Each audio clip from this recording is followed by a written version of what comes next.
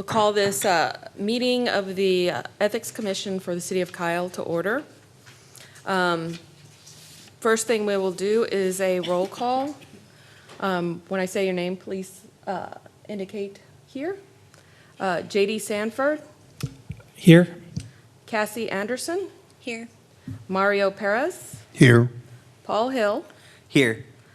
Nicole Cloutier here. Nancy Fahey. Here.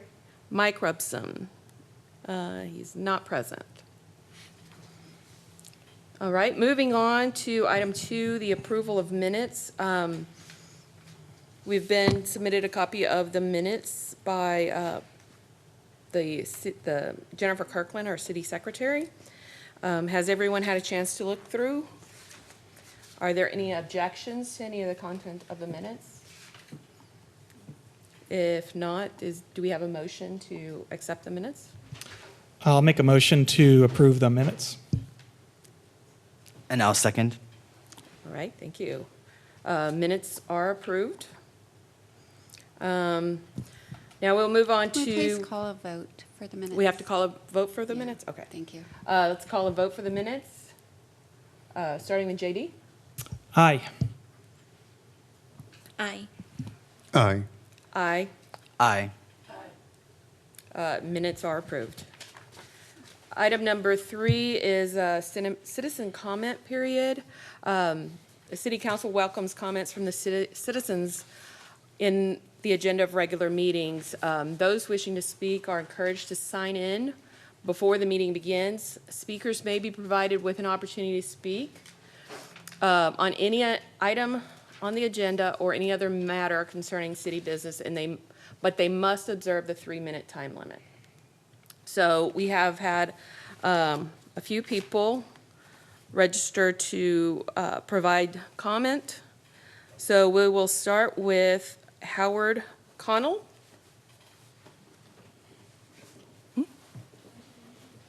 Oh, I didn't know we had to, are we supposed to do the Pledge of Allegiance? We haven't done it. Thank you, folks. Is this on? Thank you. Yeah, it's on. Yeah, okay. You hear me? Yeah? Yes. Yeah. Good to see you again.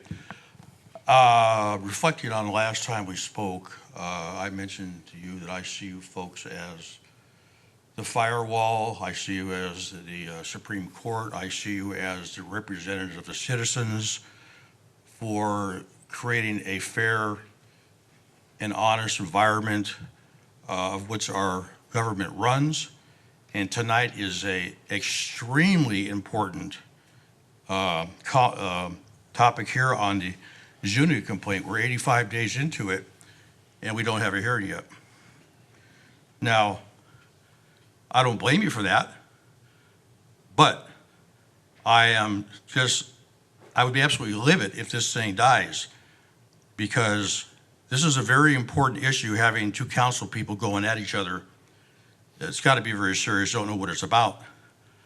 But I believe your individual credibility and honor and ethics is on the line tonight. Because in my mind, you ought to put everything aside and just thirst for the truth. Thirst for the truth. Search for it, adjudicate it, and let the chips fall where they fall. I personally don't care which way it goes, but I don't want it swept under the rug, because it'll make this panel a joke, in my mind, if that happens. I have submitted some opinions, and I have filed a ethics complaint against one of your members. It got dismissed. I haven't really had a chance to read it. I just learned about it tonight. And there's been a lot of dismissals from what I've heard for various reasons that don't seem to carry much weight, and I'm just wondering if the ethics attorney really has the authority to dismiss. In other words, get in front of you folks. Our complaints don't get in front of you folks if they get killed at the attorney's office, okay? And that's something wrong with that. It's already a burden on the citizens that each one of you has been appointed by a member of the city council, where we have 5 of them that are extremely tight and hang together, and you folks are put in a very uncomfortable position of possibly jeopardizing a friendship because doing the right thing. We've all heard about people losing family and friends over politics. Well, you folks are in a tough spot. But I told you last time, it's in your hands, it's up to you, and I expect you people to go ahead and seek out the truth. Claw at it, do whatever you got to do. Get to the bottom of it and let the facts speak for themselves. I thank you very much for your attention and for your service. Thank you. Thank you.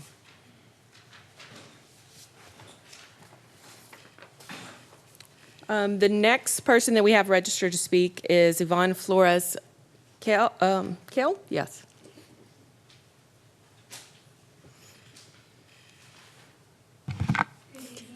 Oops. Good evening, and thank you. I'm going to start with just a really small impromptu because while reading the backup material for Agenda Item 2, I am appalled at the rules that they're trying to enforce, including the ability to not chew gum.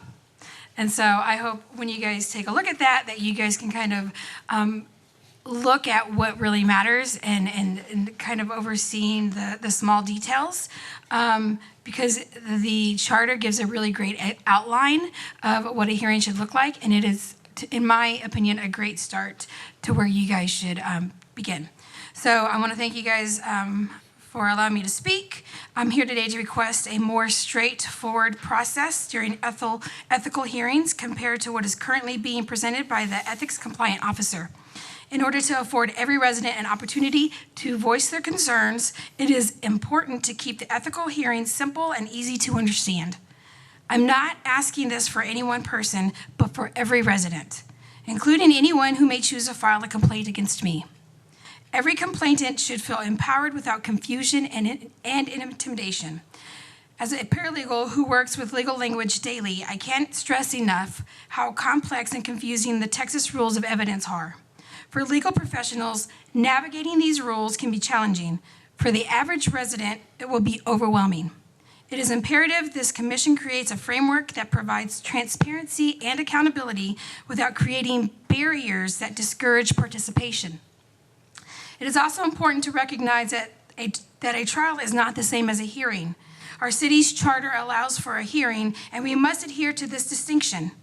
Hearings should facilitate open dialogue and resolution rather than mimic the complexities of a trial. They should resemble either a deposition or a small claims case, with the commission leading the process rather than relying solely on the city ethics compliance officer's advisory role. This change would create a less intimidating and more fair and balanced approach. Finally, I ask, who drafted the current procedures? Was it the ethics compliance officer, a licensed attorney, or was it the commission comprised of residents nominated to make decisions? As a reminder, the Ethics Compliance Officer serves solely as an advisor to the Ethics Commission, while you, the commission, acts as a link between the residents and the city. Putting personal feelings aside, I want to express my sincere gratitude for the time and consideration each of you have devoted to these matters. I understand the difficult situations you're in, and I appreciate the effort each of you put into navigating these challenges. Your commitment to serving our community does not go unnoticed, and I'm truly thankful for your dedication to ensuring a fair and transparent process. Thank you. Thank you. The next person that we have registered for public comment is Jason Kale. Please go on. Hi, I prepared my comments. It can be very nerve-wracking to get up here and speak. I'm sure y'all know. You have to do it back to us too. The last meeting I attended, I saw someone get up here, obviously nervous, unprepared, and instead of taking the opportunity to educate him and foster civic engagement, something sorely lacking in Kyle, Commissioner Rupson decided to talk over him and silence his participation. That was very disappointing to me. On agenda item number 3, Zuniga complaint, is this a complaint by Councilmember Zuniga or against Councilmember Zuniga? These details are supposed to be kept confidential per the ethics ordinance, even though Commissioner J.D. Sanford has already violated that by posting about it on Facebook. This appears to be an attack on Councilmember Zuniga in an attempt to discredit him. Why is the other party not named? Commissioner Sanford has done his best to smear Councilmember Zuniga publicly in his capacity as president of Kyle Buda Area Democrats. He decided that he needed to publicize and censor Councilmember Zuniga, even though Zuniga is not a member of KBAD, for whom he voted for president. I think that's a pretty open, fair American rule that you don't have to disclose and you shouldn't be held accountable for who you choose to vote for. It is a coincidence that they chose to bring this fact up almost 6 months after the election during the time of this current Ethics Commission hearing. At a prior meeting of this commission, I sat and watched the city attorney and ethics attorney trying very hard to convince Commissioner Perez to recuse himself, stating to him that he did not have to, but they would recommend it, and in part, quote, if it was later discovered that he should have recused himself and did not, he could be held personally liable outside the bounds of his position as a commission member. I have assumed that this is true and would apply to all Ethics Commission members. Commissioner Sanford, you have attempted to smear Councilmember Zuniga in your position with KBAD. Is the city ethics attorney and your fellow commissioners aware of your conflict of interest? On another note, I want to hear from the commission members why the only person who was brought up publicly and questioned by the city ethics attorney to the point of harassment that other residents had to speak up in the meeting to stop it was a private citizen who is not involved in this ethics complaint. I hope that same energy is directed toward the individual who is the subject of this investigation to genuinely uncover the truth. You will vote on procedural rules for this hearing. Remember, this is not a court of law. You are fellow citizens who have volunteered your time for the incredibly difficult task of deciding whether our elected officials are conducting themselves in a manner that we would find ethical, fair, and honest. I do not envy you, but I do thank you for your service. Thank you. Thank you. Is there anyone else who wishes to speak? Have you filled out one of the forms? Okay, thank you. Thank you very much. Okay, now we invite Courtney Goza to speak. Okay. Good evening, members of the Ethics Commission. My name is Courtney Goza. I'm a citizen of Kyle and ran for a council seat last year. I was also very vocal in expressing concern over the actions of council, questioning not just their decisions, but the legality and ethics behind them. Tonight, I come to you as a citizen who was targeted for daring to participate in our democratic process, targeted by multiple members of our current council and even by a member of this very ethics committee, J.D. Sanford, who acted in concert with Mayor Travis Mitchell and Councilmember Robert Rizzo. During my campaign, Councilmember Robert Rizzo falsely accused me of trespassing, claims he knew were untrue and fueled with full knowledge of their impact. Mayor Mitchell demanded I resign from the race and later threatened to sue me for actions protected under the First Amendment. Mitchell, Rizzo, and Heiser leaked city information to damage my reputation and jeopardize the candidacy. They coordinated with friends, family, and other council members to harass me and destroy my public image. They further used political pawns to attempt to elicit confidential information in exchange for monetary favors. These actions encompass both illegal and unethical actions. And yet, when ethics complaints were filed regarding these actions, they were dismissed, not by this body, but by Sarah Kerr, the ethics attorney. She worked with the city secretary to quietly dismiss my complaints without allowing the full scope of misconduct to be evaluated, using the excuse of jurisdiction, and then further using the reason that I reused a notarized signature. That's why I'm asking this commission to take seriously every complaint that reaches your purview and to demand oversight of those that don't. You are the firewall between elected power and abuse. The role cannot be outsourced. It cannot be filtered through someone who may not live in our community, may not understand the dynamics, and may not recognize the patterns when complaints are reviewed in isolation.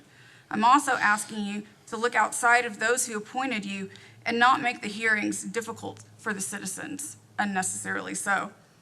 Ethics is not about checking boxes. It's about defending fairness, accountability, and public trust. And when officials use their positions to lie, retaliate, and suppress citizen participation, this body is one of the few options that citizens have to address those concerns. Please don't let these actions be minimized or buried. The people of Kyle are watching, and many of us are counting on you to do what the other in power have refused to do and take a stand for what's right. Thank you. Thank you. Is there anyone else who would like to speak? With that, I'm closing public comments. Moving on to item 4, considering public action on item 4.2 and 4.3. At this time, I would, where's my cheat note? I think we will need to go to executive session to discuss these items before we take any action. So the Ethics Commission will now go into an executive session to discuss items 4.2 and 4.3 in accordance with Texas Government Code Section 551.071. Excuse me, I didn't know we were going to go to executive session to discuss.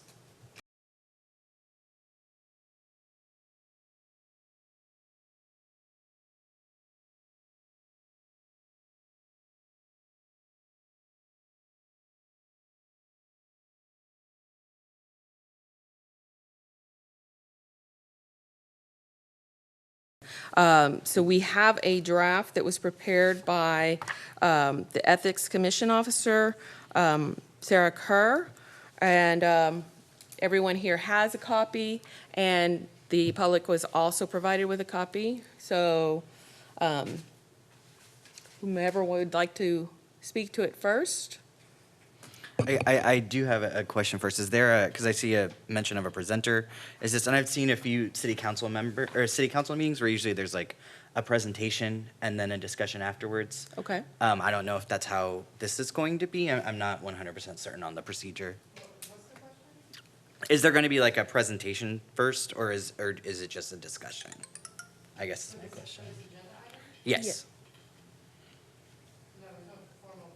Okay.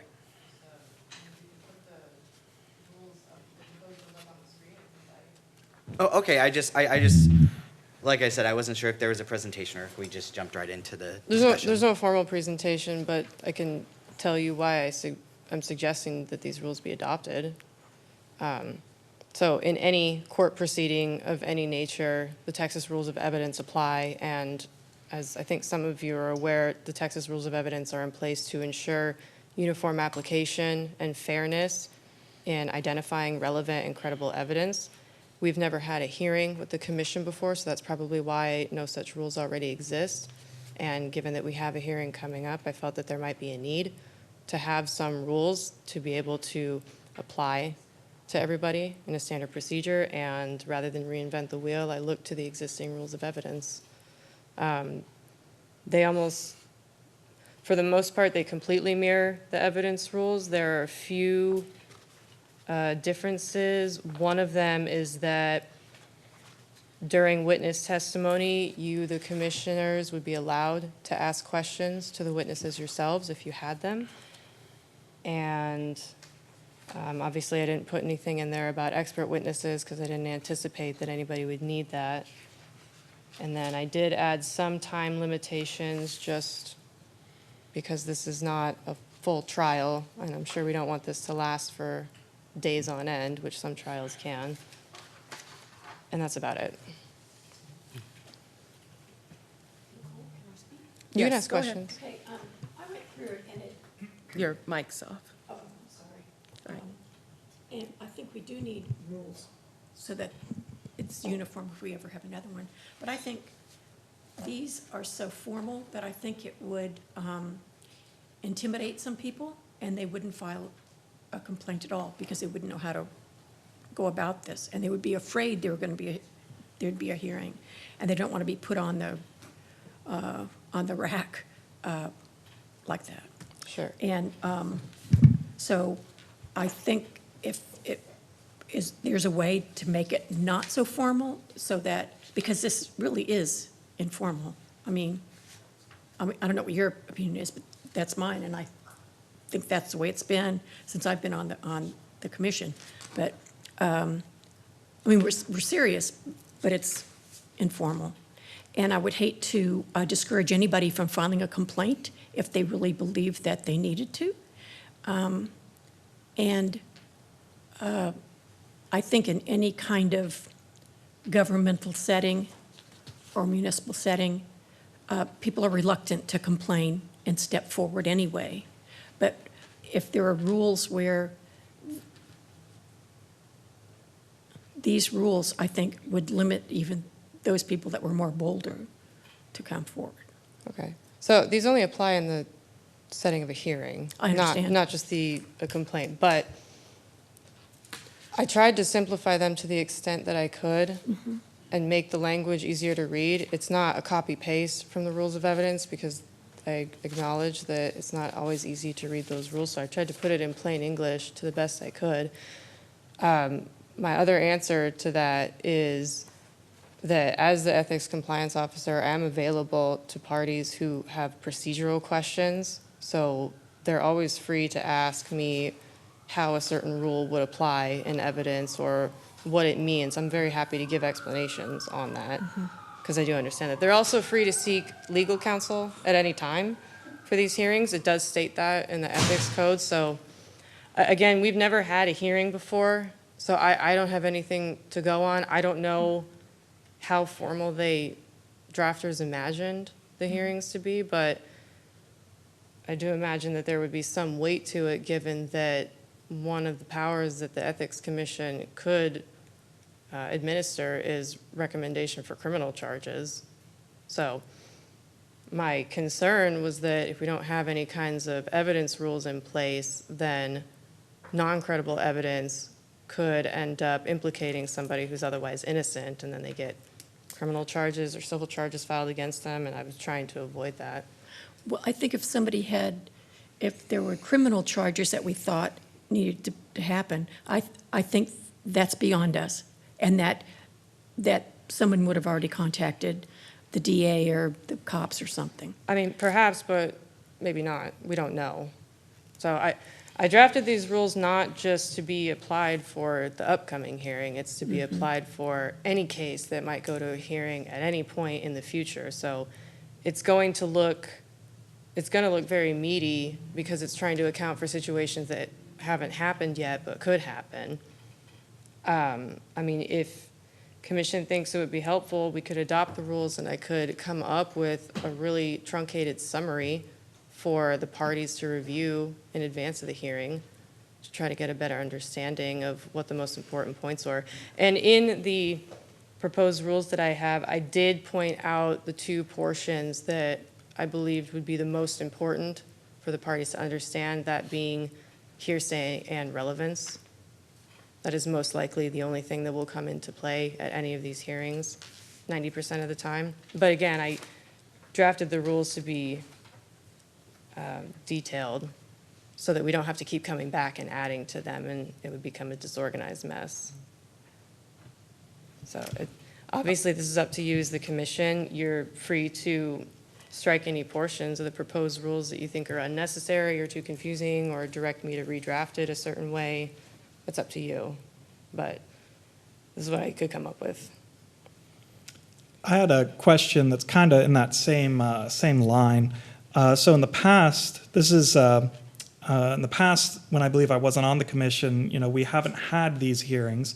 I think, it's a good idea to have them, but could you speak to work in other cities or other places, the value of having a hearing as opposed to, a private decision that's made in executive session that we then come out and announce, or what's the value in doing it this way? So the value of the hearing is the due process for the parties. A lot of you know the phrase notice and opportunity to be heard. So just like in any court or sometimes administrative settings, for instance, even with the PUC, they have these rules. The parties should be entitled to literally speak their case to whoever the fact finder is, and have it not based just on what they see in writing, but to actually get a chance to hear from the parties and base their decision on those factors as well. So I understand that maybe looking at it in executive session and then making a decision might seem easier, but it also might be to the detriment of the people who are actually trying to seek relief, or the people who are trying to defend against the relief sought. And as for other cities, they have boards and commissions that have hearings. I can tell you, even in municipal court, we have these evidence rules. They have dangerous dog hearings. Somebody gets a hearing to argue as to why their dog is or is not a dangerous dog, for something technically as small as that. So I feel like there should be the same kind of rights granted for something of this measure, too. I had a comment, I guess. So reviewing the ethics code, I guess the way that I had imagined it was more like a congressional hearing or like a legislative committee hearing where like, you know, there's witnesses and then there's questions from the commission and then we kind of gather like the evidence and the exhibits and we ask our questions and then we have, you know, and then we deliberate and then we make our decision. And I just kind of went through and I made some notes about things that I would maybe tinker with, because I would also say, yeah, I'm a trial attorney and hearsay sucks. You know, I took a whole class on it in law school and it's still hard. And I still make mistakes about it. And I know that in the code, there's already, you know, a comment that basically, or a section that says something along the lines of, you know, we can only consider hearsay if we can deem it reasonable for, you know, it's kind of like the residual exception, like Rule 1001 or whatever it is. So I think that maybe, especially for a less, you know, if we do as a commission move away from like a trial type of a thing to a more like evidentiary hearing, having you know, just striking that section in this and just incorporating the language from the code that basically, you know, not like necessarily a hard and fast rule that says, you know, no hearsay, but we generally don't consider hearsay unless we find it to be reasonably reliable or something like that. That was one thing that I had. Let me look here. Do you want to add a caveat to that section about evidence or the hearsay section that says that the commission is not required to, the commission can consider hearsay evidence if they want to, but should they decide against hearsay evidence on a specific piece of evidence, then they would follow the rules of hearsay or the rules of relevance? I mean, yeah. That it's at the commission's discretion? Right, yeah, I Okay. think that makes sense, just to say that we can Sure. kind of And- be the arbiters of what hearsay should be Sure, considered and not. And the other reason I added these rules in is because what I've seen with more than one complaint involves discussions during executive session. And in the interest of the city, what I'm hoping to avoid with these rules is the inadvertent disclosure of certain things that were discussed in executive session, because that would inevitably harm the city. And that's what I'm trying to avoid. But if if the commission and I don't have any kind of rules on that, then at a hearing, I don't think that there's any power that any of us could implement to try and stop that. Okay. All right.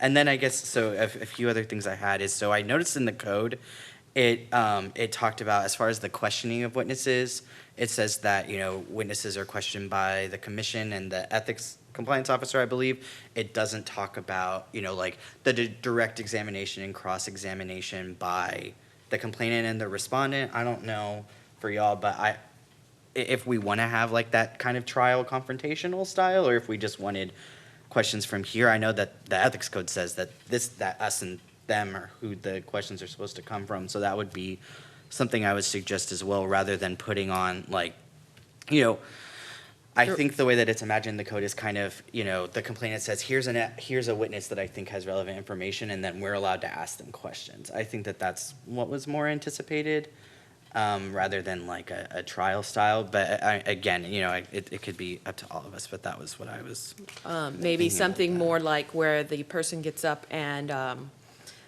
you know, they have a witness that comes to the hearing and then gives their narrative of what they have to say, and then, you know, the complainant or the respondent, whoever brought that witness, can like ask questions to, like, you know, if they choose to, but it doesn't have to be necessarily that very formal, direct and cross. I mean, both parties should be able to have the opportunity to direct questions to that witness. And then the commission itself as well. I think the idea of the order of proceedings is good. I just think it maybe needs to feel a little less formal, more like a JP court proceeding where, you know, a lot of people are representing themselves, and it's still it's still technically supposed to follow the rules of evidence, but the people there understand that it's, it's people that don't have legal knowledge who are, needing to present evidence in their case and things like that. And I think, I do agree that this can be very intimidating for someone who's not been in the legal field. Sure, I don't want everybody to get tripped up on the names. I wrote direct and cross just because those are Right. existing terms, but the idea I had was that, yes, the person who brought the witness gets to ask some questions, and then the other person gets to Right. ask questions, since they should have that same opportunity. But, and like you said, in JP court, technically, yes, the rules of evidence do apply, but they are much more- understanding about the limitations. And of course, the commission and I do have the ability to operate in the same fashion. I imagined it to be that way in play. Again, I just had these rules written in the most formal manner so that it's clear, right? There's no ambiguity or questions. Right. But, in terms of how it would actually apply in a hearing, I don't think it would mirror a trial setting necessarily the same way. My main concerns were the parties feeling like whatever standard was applied equally to both of them, so that somebody doesn't feel like they were being ganged up on or not allowed to speak. And again, to prevent the inadvertent disclosure of any confidential information from the city. Those were my main concerns for the upcoming hearing. Again, I wrote these rules because I wasn't trying to reinvent the wheel. If you want to strike certain portions of it wholesale, we can do that.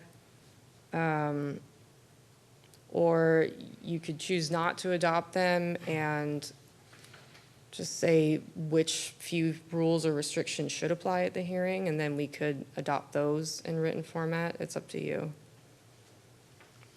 And so I guess my question that I was kind of getting at with my question about questioning witnesses is, so I'm looking at the Ethics Code 2-2771 under the general rules. It says all witnesses must be sworn and all questioning of witnesses shall be conducted by the members of the Ethics Commission or the Ethics Compliance Officer.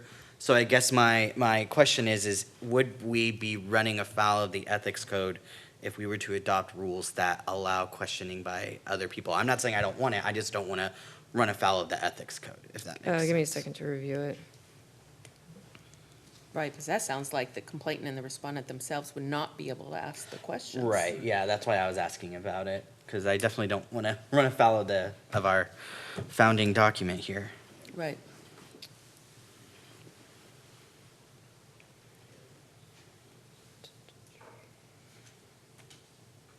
This kind of brings up another issue that I noticed in the ethics code. The code itself permits, it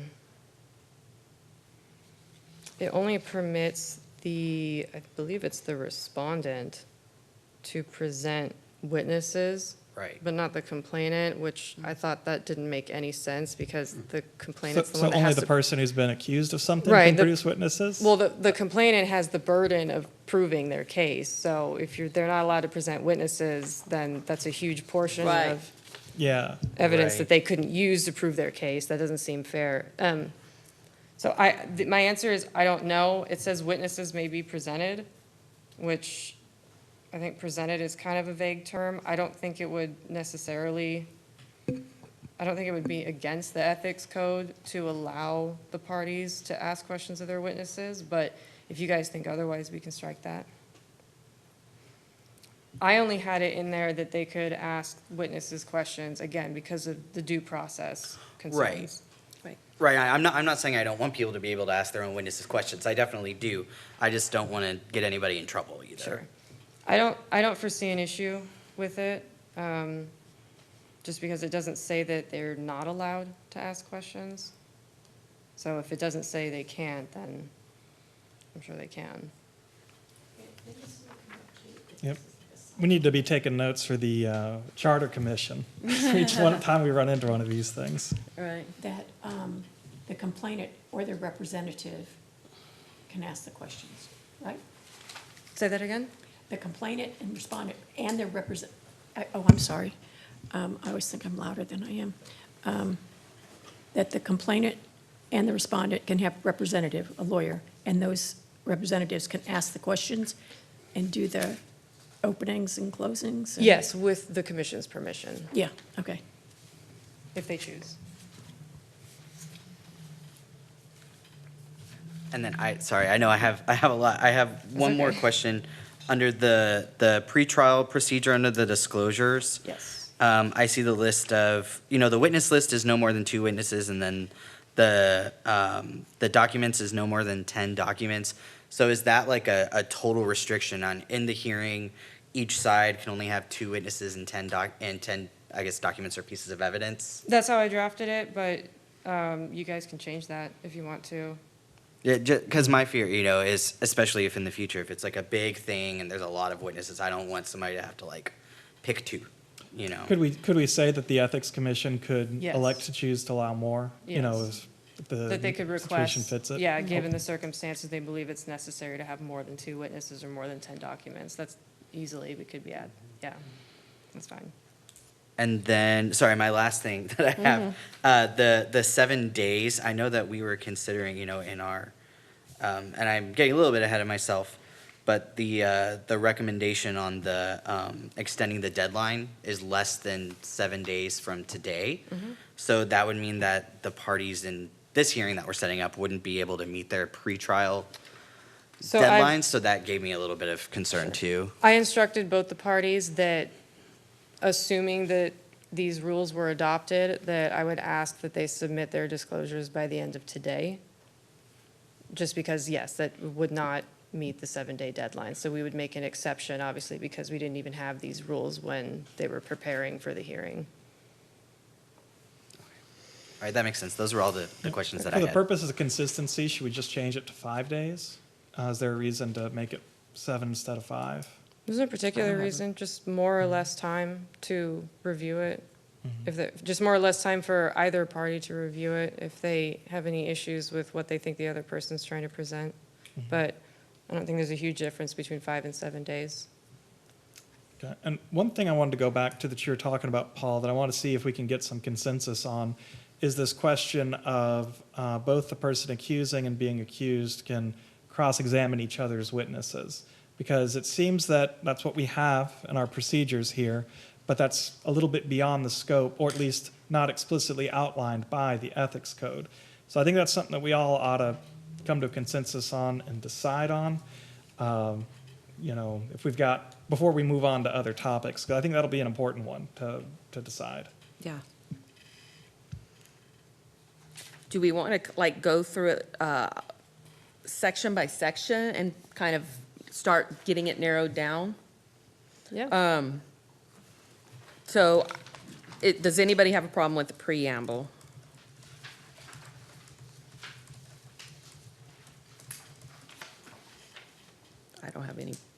I have no problem with the preamble.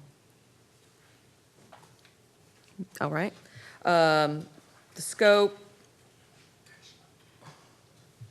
No? I think this one might be. The catch-all? I do have one proposed edit. I would ask to strike Texas Rules of Evidence and replace it with Kyle Ethics Code. Just because Okay. I'm afraid that because we're, what we're doing is kind of like a truncated or like simplified version of the Texas Rules of Evidence. And I would be afraid of like, if there's an ambiguity and then we have to go to the Rules of Evidence, and that's not something that was really anticipated. Although the Ethics Code may be silent on that because it's not the most filled out, Right. especially when it comes to hearings. But I guess I just have a little bit of concern about that. Would we be able to put something in there about if there's a procedural matter that came up, that the commission could vote on what the procedure would be? So it would say something like, in the absence of guidance on any particular procedural matter, a vote of the majority of the Ethics Commission would Well, I be kind controlled? of like defaulting to the ethics code because then there's something in black and white for people to Okay. base their planning around, and I guess if you want to have like the second tier, like if the Kyle Ethics Code also does not Also speak to doesn't it, speak to then it. it will be a vote of the commission. I think something like that's sensible. I think Yeah. that makes sense. I think so too. That's kind of where I was going, but yeah. And if there's ever a conflict between both codes, which one will govern? Well, I think what Paul's proposing is deleting the Texas Rules of Evidence as the catch-all. No, So- the Kyle Ethics Code. Yeah, yeah, Right. only Replacing making it Kyle Ethics Code. So Right. it would only be the Kyle Ethics Code we look to. And if there's something that's not spoken to there, then it would be a vote, is what we're Right. discussing. So Kyle Ethics Okay. Code would be Cool. first. Yeah, and then a vote of the body if there's no guidance or anything in the ethics code. Okay. Sarah, does that sound crazy? No, it doesn't sound crazy. Let me just write it Okay. down so that All right, I can let's- make Yeah. that change. Well, whenever we're talking, and since you wrote this, if you have a strong opinion or a reason for why maybe that's a bad idea, feel free to chime in and correct us. I will. No, these are good ideas. I appreciate the feedback. All right, and now on decorum. Do y'all have anything in there that's concerning?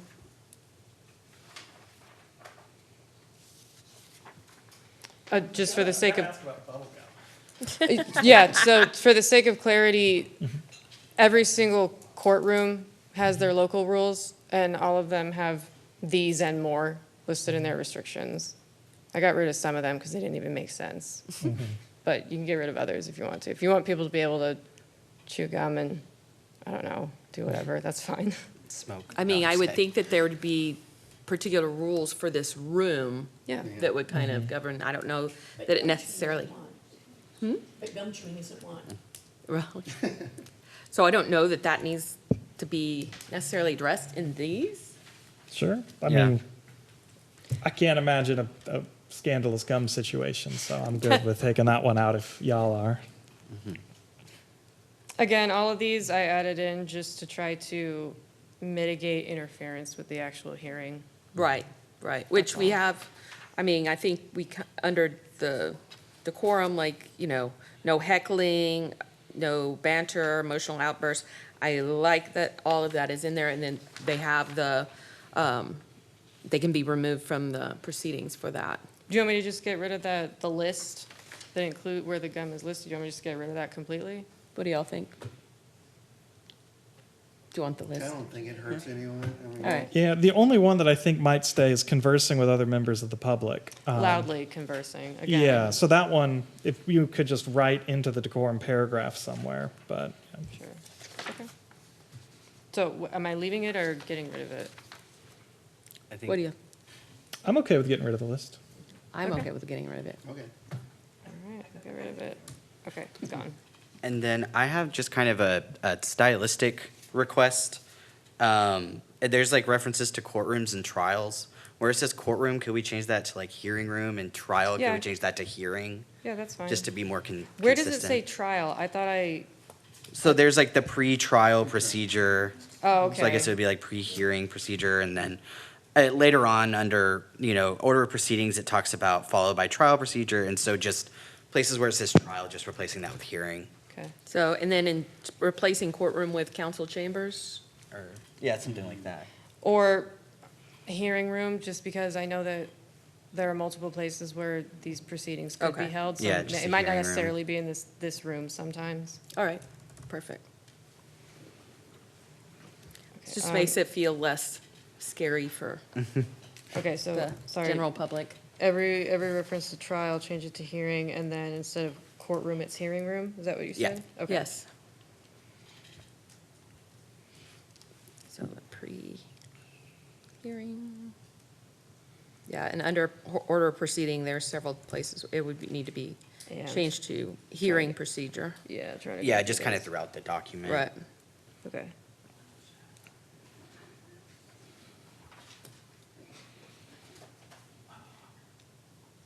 So are we all good with the changing to 5 days? Oh, we're on a pre-trial, or For the- pre. Going, moving yeah, to pre- pretrial procedure? Unless anybody has anything else in the decorum. Okay. So pretrial, pre-hearing procedure, under disclosures, it was proposed to change it to 5 days. Is everybody Yep, I like it to be 5 days, just to be consistent with consistent with reality. what we're having to what do we're right now? doing. Now, we Yeah. we can change this in the future. Yes. If we feel it's Yeah. more appropriate They're to have a internal longer rules, term for so future ones. Yeah, Okay. you can amend them. You could also do, you could probably do a declaration to make an exception in certain cases if it calls for it. So even if these rules say something, because they're internal rules, use the commissioner free to state that you can make an exception on a case-by-case basis.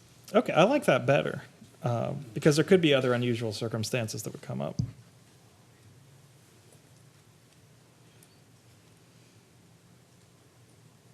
So we would change it to 5 days, or unless, So How you we wouldn't would need do to necessarily write in the, for every single portion, that the commission could make exceptions on a case-by-case Right. basis. You guys just have that ability inherently. all right. So we still want to do it at 5 days for now? Sure, yes. Yeah. Okay.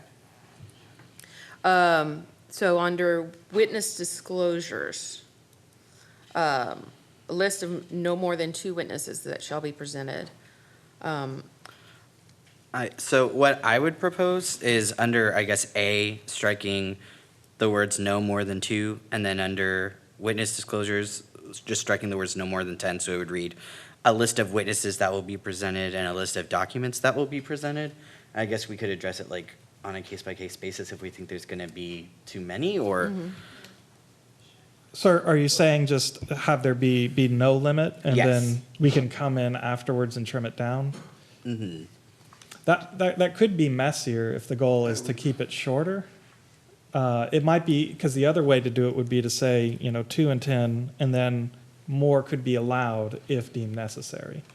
Do you want me to raise the minimum instead of 2 2 witnesses? just seems low. I know, I looked Two at it seems as, very low. I was trying to think about how it would play out in an informal setting, and I never remember a JP case or a Muni case where there were 4 witnesses, but Yeah, I It was the think first this time for would everything. Be a little bit different than those, for sure. so do you want it to be, do you want it to be 3, 4, 5 What do y'all witnesses, think? 20 documents? I don't know that I have a specific I have a number. number. Yeah. Yeah. Y'all may feel different from me. I like the idea, say, 2 witnesses, 10 documents, and then including language in each subpoint that, the Ethics Commission can choose to allow more if they determine that the case warrants it. JD's point was the reason why I suggested the limit to begin with, Right. was because there will inevitably be people who will want to bring 20 witnesses Right. on something that should not have 20 witnesses. Yeah. So we could possibly leave it at the 2 and 10, and then add a paragraph that says the parties can submit additional to the commission with, if they have reasons that they can give that makes it necessary to have more than what the limit is. So, just to make sure I understand the, how this would play out. So assuming somebody wants to have more than 2 witnesses, and it has to be in their disclosures, which is 5 days before a hearing, then that means the commission would have to decide in a quorum setting whether to allow it or not. So it would either have to be at another meeting before the hearing, followed shortly by the hearing a day or 2 later, or before the hearing starts on the day it's supposed to happen. Now, if you guys are comfortable with doing that, that's fine, but just to see what the logistics would be, that's how I think it would play out if we did that. So we would have to have a meeting on the due date for all the evidence and witnesses to be turned in, and then the actual Yeah, hearing. either on the we due would do date it or after the right due before the date, yeah. hearing. Like the day of, right before the hearing. I think it'd probably be most fair to everybody if this kind of situation would happen, if you would do it on the due date, because if we're going to tell them you can't have 3 or 4 witnesses, then they ought to prepare for that, right? And know. So I'd imagine the only sensible way to do it would be on the due date. And it's also making me think that in the future, more than 5 days will probably be good Yes. because of that. Yes. Yeah, so if you guys think you'd be comfortable with meeting twice in a 5-day setting, That's fine. You can do that. It's up to you. That was another reason I put these limits in the way that I did, was because I was trying to avoid dragging you guys in multiple times a week Yes. to prepare for this. So do we want to put that, they can submit to the commission additional names if, or documents, a list, if they have reason, compelling reason to have the additional? Okay. And then if we do add that for this upcoming hearing, would you guys decide on whether to permit more than 2 witnesses or documents before the hearing starts? Are you okay with that? Because I In think- this case, we might have to do it right on the Mm-hmm. day of On the the hearing. day. Because at least Right one before. of the Right. parties wanted to submit more than 2. Okay, So if you do give them that option, they'll definitely want to take advantage of that. okay. Yeah, as long as we get that list before, Yep. So in this Before the case, would hearing. that look like there'd be an executive session or something at the beginning where we review the proposed witnesses and then make a determination and come out and announce it? Like, how would that look on the day of the hearing? It would probably be better practice to do it in an open session, just so that everyone is fully aware. Right. Because whenever you're doing these kinds of adjudication hearings, disclosure for both sides is usually an important factor. Well, see, in that case, the witnesses are going to be there, right? Like they're Right. going to, because they're not going to know, so they're going to come. right, And we'll have to make the decision. it does with them put us there. in a spot. Do we know the number? I guess it's bad to make rules just for the specific case, but if it's 4, we might just make the rule 4 for this one. So if I recall, the original list they sent was 5 witnesses. That's a lot.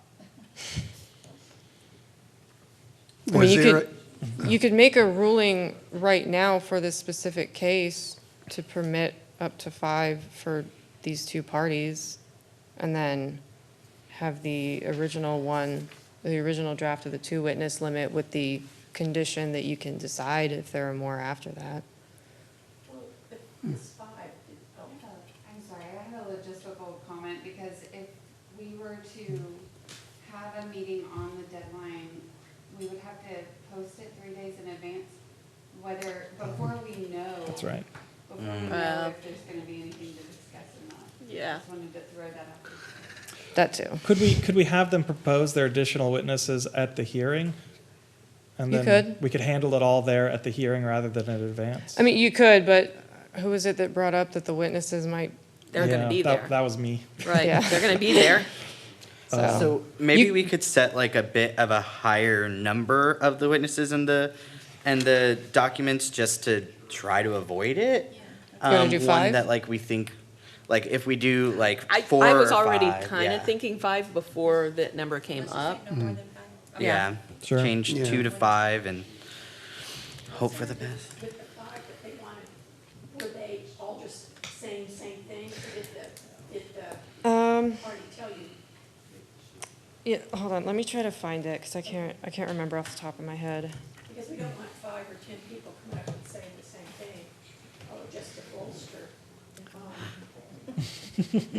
Objection, bolstering.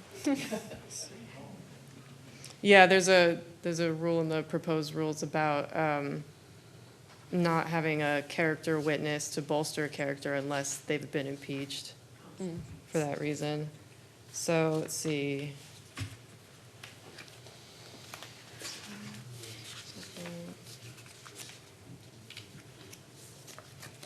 Okay.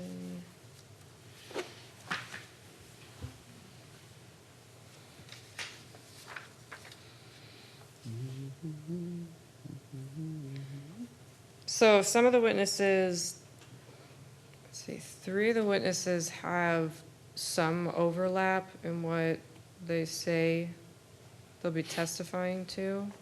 It's not exactly the same, but it's related matters, which that could be very well valid, because, yeah, they could be speaking to different instances that involve the Right. same people. Of a similar So, no, type of at action. first glance, it doesn't look like all the witnesses are testifying to the exact same thing. Okay,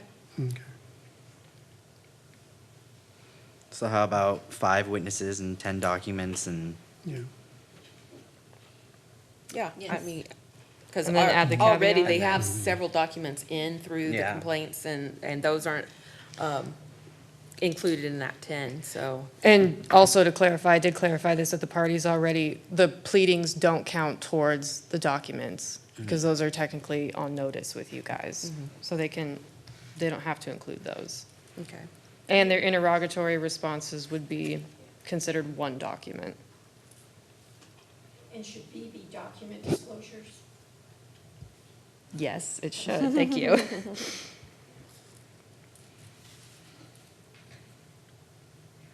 I have a question, Sarah. Yes. Is there a time limit for each witness being questioned? Yes, I did, Yeah. 15 minutes for Okay. each party, and then obviously you guys have the ability to question. I either put 10 or 15 minutes. Okay. So remind me again, if they want more than the 5 witnesses or 10 documents, they would make the request and it'll be decided on the day the disclosures are due? Yeah. or on the day of the hearing, probably. On the day of the hearing? Yeah, I think the day of the hearing could be the better way to do it. Even if a witness comes, maybe they'll just have to come knowing that Right. maybe they won't make the cut Yeah. if, there's too many in. But I think that's, with talking about the logistics of all this, that's the most feasible way to do it. Yeah. Okay, let me write that down. That happens in other hearings where you have to bring more witnesses in, and they might not get called up even, Yep. in many different kinds of hearings, so. Okay, I have that down. I'll add that in as a section 2 on disclosures. All right. Is there anything else on disclosures? All right, moving on to motions in limine.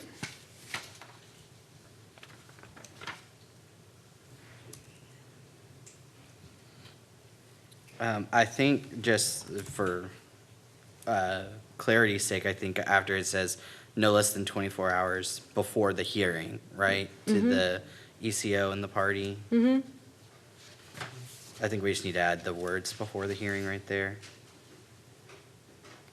Sorry, add what word where? After 24 hours, add in before the hearing, because I don't think, Oh, yeah. I Yeah. don't think it says before the It- hearing anywhere. It does not. I think it was like 10 at night when I was writing this. Yeah.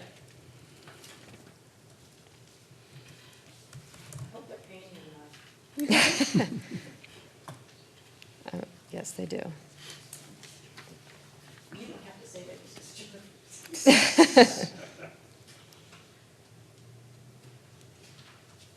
Stewart. My firm pays me, and they do pay me good, yes. Let's see. Do you guys have any questions about the actual motion in limine? Because I know some people aren't really familiar with that. Okay. Section 5 of the rules. I just want to see what the section 5 is. Section 5 is evidence. So this is Evidence. just if somebody wants to stop a piece of evidence or witness from coming into the public record because they think It- should be disqualified anyway. to Right, begin with. highly prejudicial, unreliable, whatever have you. And obviously, I think I wrote in there that they have to state the reason. It can't just be because they don't like it.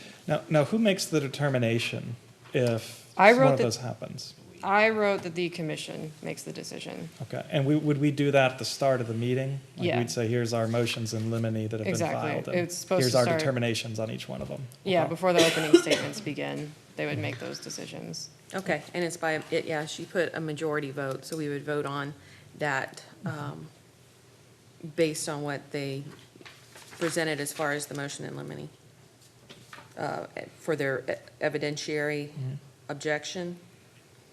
It's going to come back to section 5, the evidence section. It's not. All right. It's going to be, that'll cover relevance, privilege, hearsay, Authentication and identification of documents. Authentication, competency. Yeah. All right. So do we have anything else on that? And it is not subject to an appeal, that motion, that, our decision on any motions in limine. So, moving on to trial procedure. I think this is where we're gonna have the biggest changes. Hearing procedure. Hearing procedure, there we go. All right. So, at the start of the hearing, each party shall present their opening statements. Each party or their representative. Mhm. Let me write that. Okay. Does the representative have to be an attorney in the state of Texas? I mean, for court proceedings, they do. Right. But for these hearings, do you think? For this one, it says legal counsel or another advisor. So I'm going to assume that means that, no, they do not have to be an attorney.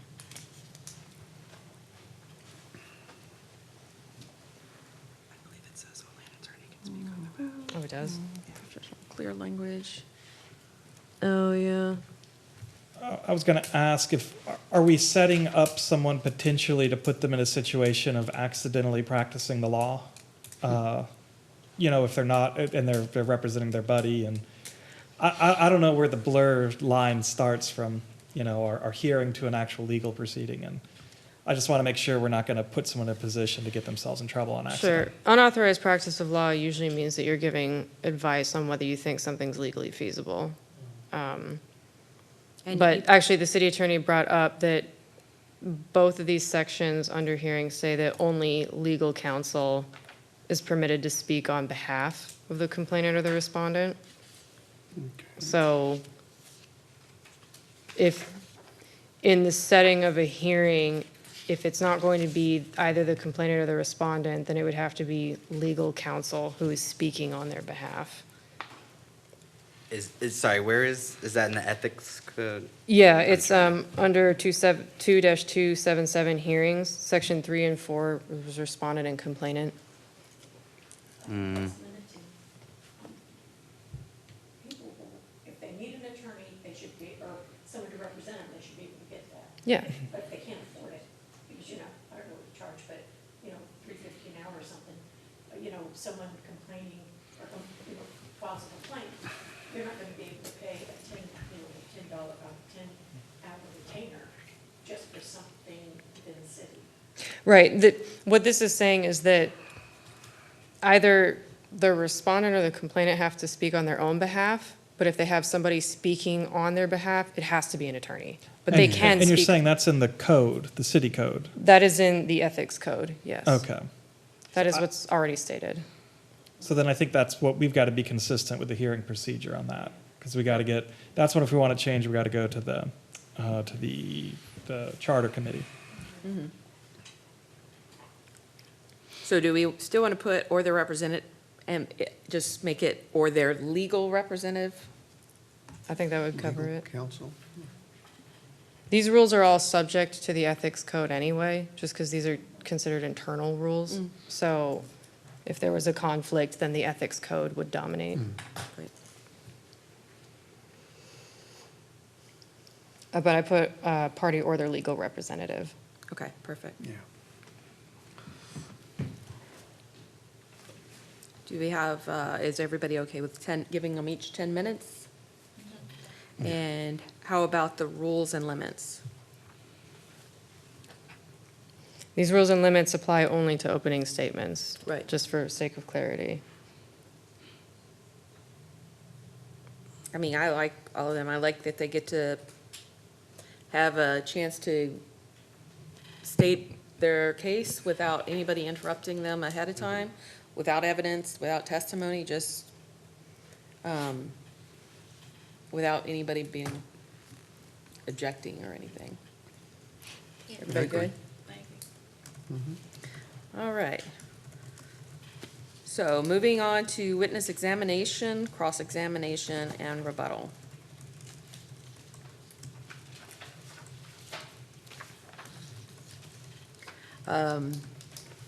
So I think we can take off, do we want to leave to the stand on there, or maybe take that out so it doesn't sound so? Or maybe a witness who is called to testify. Or to address the committee?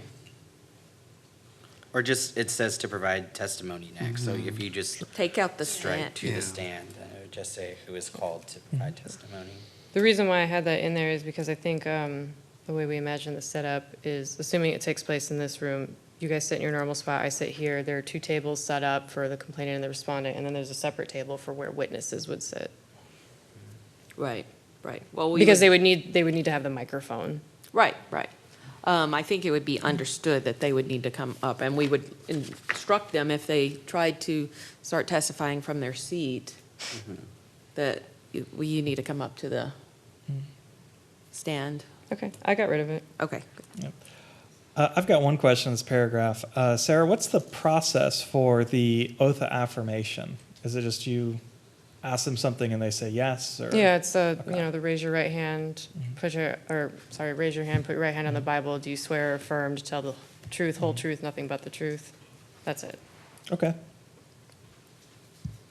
And who is going to, It would be the city secretary. okay. Oh, you're going to be very busy.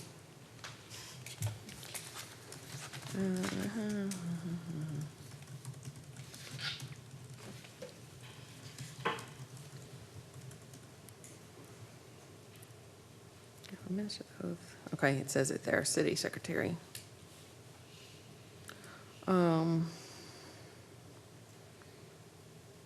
Did you want to strike the to the witness stand there on 2AII?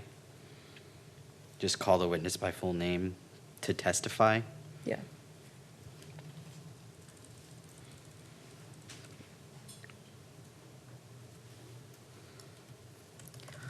Okay, I got that. Now, do we want to change this direct examination to make it sound maybe the questioning of the witness shall last no more than 15 minutes? You want to say questions by, it would be direct examination would be questions by whoever brought the witness. The complainant? Yeah. All right. Well, in this section, because it is divided up between complainant and respondent. Yeah, rather than restate all of this, at the very end, under section C, repeat for respondent, says when complainant has presented all their witnesses, the respondent will then be permitted to call their own witnesses in the same manner as stated above. So maybe A could change to questions by party who called witness, and then direct examination can just be questioning. Okay. So questioning? Questioning of witness. That's just my suggestions. I mean, it's like, yeah. I think keep cross-examination. Questioning of own witness? A questioning of own witness and questioning of opposing witness. Okay. To make it sound less intimidating. Saying the same thing. Just It is saying the same thing. What was the one for cross-questioning of opposing witness? Yeah. Okay. Okay. And then questioning by commission. Honestly, I don't anticipate asking questions most of the time. I wanted to leave that to the commission since you guys would be the fact finders, but I left that in there just in case I thought that there was a very important point that was being overlooked, just to bring it to your attention. If you don't want me to have that ability, I completely understand.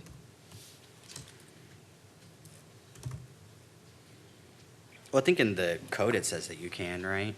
I think so. Yeah.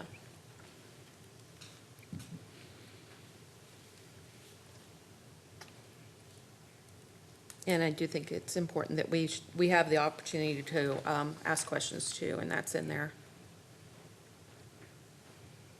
Is there any procedure as to like how it would work? Like, would we go 1, 2, 3, 4, 5, 6, 7, or would we need to be recognized by the chair?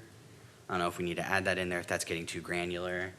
That's a good, at least for us to talk about and have a consensus amongst ourselves on how to do it, I think. I like being, asking to be recognized by the chair. I think that's the orderly way to do it. Okay.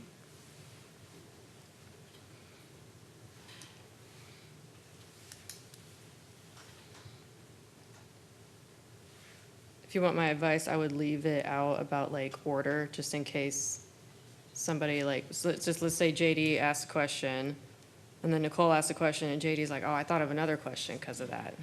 And he should be able to ask that if he wants Yeah. to. Yeah, it's just something that we'll just understand, Yeah, like, so we don't talk over each other. yeah, exactly. And then for rebuttal, did you want to change that to a different term? Rebuttal. I think we do, just trying to figure out what would be a Can't say Follow-up? response, because we got respondent there. Follow-up questions? Yeah. follow-up, Yeah, follow-up, yeah. redirect. That sounds intimidating. Yeah. Let me just change those. That's better. Let me just change those references.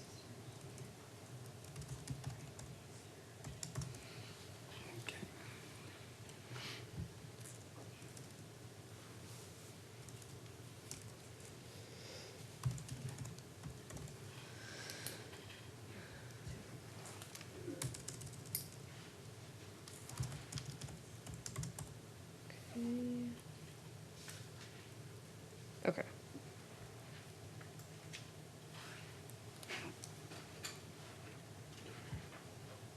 I'll remove all references to the stand in this section as Yeah. well. Okay, thank you.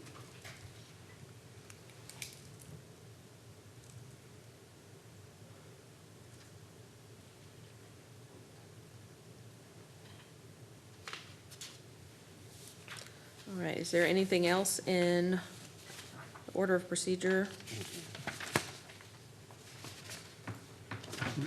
All right, moving on to evidence presented. So first, we're looking at requirements and order for admitting the evidence. I tell you, laying foundation sounds very intimidating. It does.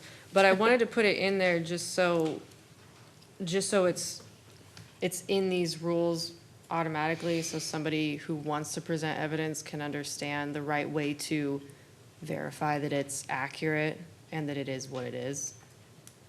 Because it could be as simple as saying, here's an email I wrote. I know it's the email I wrote because I wrote the email and this is what it was supposed to say, right? That's really all it could be. So, Do you think we could have there be, or do you think we could have there be some kind of description or some, just like what she said, to kind of clarify it for people who aren't familiar with this procedure?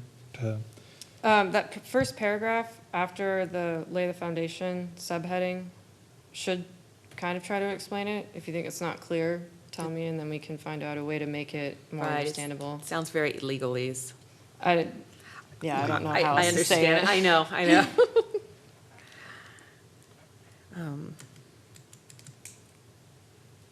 It could be verify. That's good. Maybe, yeah. Party must, to present evidence, a party must verify the authenticity of that evidence presented. So I guess help me understand or give me an example how this would work. So if you're wanting to bring in evidence, it doesn't necessarily always have to be done through a conversation with a witness, right? Correct. So Okay. when you want to present evidence, you typically will do it through the use of testimony. That testimony could be from the witness or it could be from the party. But to verify the evidence through testimony, you first have to establish that the person who is testifying as to the evidence is credible to testify, which is what laying the foundation is. So you're establishing that the witness who is going to say your evidence is what it is has the actual knowledge to do that. And then after that, After you've established that the witness has that credibility, then you present the actual evidence, and the witness will say, yes, this evidence is what it is what we're claiming it to be. So if, you know, your evidence, let's say, for example, you want to bring in like 5 emails, you have to do that through a witness to Yeah, bring that's it typically in? how, that's Okay. how you would do it, yes. Do we have enough witnesses with, if they have to do this, we let 10 pieces of evidence and 5 witnesses? So again, it doesn't have to be one of the witnesses that the party brings. The person who lays the foundation and verifies could be the party themselves. So Okay. if, let's say one of the parties has an email that they wrote, they could testify to you, because everything they're saying to you is under oath. They're saying, I have knowledge of this email because I'm the one that wrote it. And what I'm showing you in this printout is exactly what I wrote in the email. So they've obviously established their credibility because they wrote it. Right. And then they would say, this evidence is what I'm claiming it to be. This email is exactly what I'm saying it is. Right. And then So- they could admit so- it. So anytime someone brings in evidence, it has to be done with a witness there to speak to it in some way? That's typically the process, yes. Not always. Not always, but typically. Because, so an example of when you would not have a witness bring it in would be, let's say you have something like a title document, like a, you know, a title document for a car or something, and then they're bringing this as, like, they're presenting it to us as evidence of something. You know, how do we know they didn't type it up themselves? Well, if they have it certified by the DMV, well, then it's a certified document, and then it's authentic, and we know it's authentic, and that they didn't make it up, or somebody else didn't type it up Or you themselves. could bring in an affidavit that accompanies the document from somebody who would know what the document is and say, I reviewed this document, I would have firsthand knowledge of what it is, and this document is what they claim it to be. And Right. that's, because it's an Okay. affidavit, it's sworn to. Yeah, we call it self-authenticating. Okay. Well, so. And not everything has to be authenticated, like city council meeting minutes, they don't have to be authenticated because they're public documents and they've already been certified too. Right. Well, one of the things I guess that I would ask, because this will be for most lay people, one of the more difficult concepts to understand. Yes. So could you, as the ethics officer, make sure to reach out to all parties and make sure, you know, not just explain how to bring in evidence, but to be proactive and to make sure, you know, like follow, I've- you know, you understand the I process. have done that. Okay, Yes, very I've good, sent very good. multiple 'Cause- emails to both parties to try Yeah. to clarify all of those matters. Good, yes. good. Because when I was reading through this, like, this is the one people are going to get stuck on. Okay. So then, as long as we're clearly communicating to people that yes, this is how you do it, then okay. I do have a question. So talking about admitting it into the record, who would, I guess, take the place of the judge and actually say, like, this is admitted? Would it be us? Would it be a vote of the commission? Like, if somebody offers this document, right, like, how would it then be admitted, I guess? Well, I suppose if someone presents it and nobody has any objection to it, then it should automatically be considered admitted, and maybe the chairperson would just confirm so admitted into evidence. But are we going to make them formally say, I'm, you know, asking this to be admitted to evidence? No, I don't. Or I think it would just be. I wasn't imagining that. I was imagining them saying, I have this document Okay. that I want to support, and I think that we could all implicitly understand that they're asking for it to be okay. presented into evidence. So No, then we would- I'm not looking for magic words, no. Okay. All right. So do we want to change this language as it is, in addition to having her talk to the parties about how you admit this evidence or authenticate? Like something like, to present evidence, a party must verify the authenticity of the evidence to the commission. I mean, if you really want to like trim this way down, we could just list it as a single paragraph that says, if you wish to admit, if you want the commission to consider a piece of evidence that you're bringing to the hearing, then you need to, I'm trying to think of how to word it. you need to be able to verify to the commission that it is accurate as stated and that is an authentic document. And then maybe list examples, which would be bring a witness who, With firsthand knowledge. right, with firsthand knowledge or an affidavit, et cetera. Could do something like that if you want to try to trim that down. And would that And then- replace all of number one, is what you're saying? Yeah. Yes. Okay. Yeah. And then maybe Good. something like evidence, maybe almost kind of create like a presumption of admissibility and something along the lines of like, evidence may be excluded by the chair, subject to the, a vote of the commission if we disagree or something like that. Like basically, we allow evidence to just be admitted, but if if the chair has an issue with it, they can be like, okay, wait, I don't think that that's been authenticated. And then if we need to vote on it, we vote on Yeah. it, something along those lines. The other thing too is that in this document, both parties have the ability to object. So if you wanted to, we could just get rid of this. And then if a party presents a document and the other party thinks, well, that's garbage, that's not real, then they would object and they would say, this isn't accurate or something. And you could handle it that way, which would make it more informal, but I still think that we need to have them, I think they need to be notified that they're gonna have to verify the authenticity of the document. sure, okay. I still think that's important. Yep. Do you want to work out how we can put that into just like a few sentences so it's not too much for them to read through? Let's see. To present,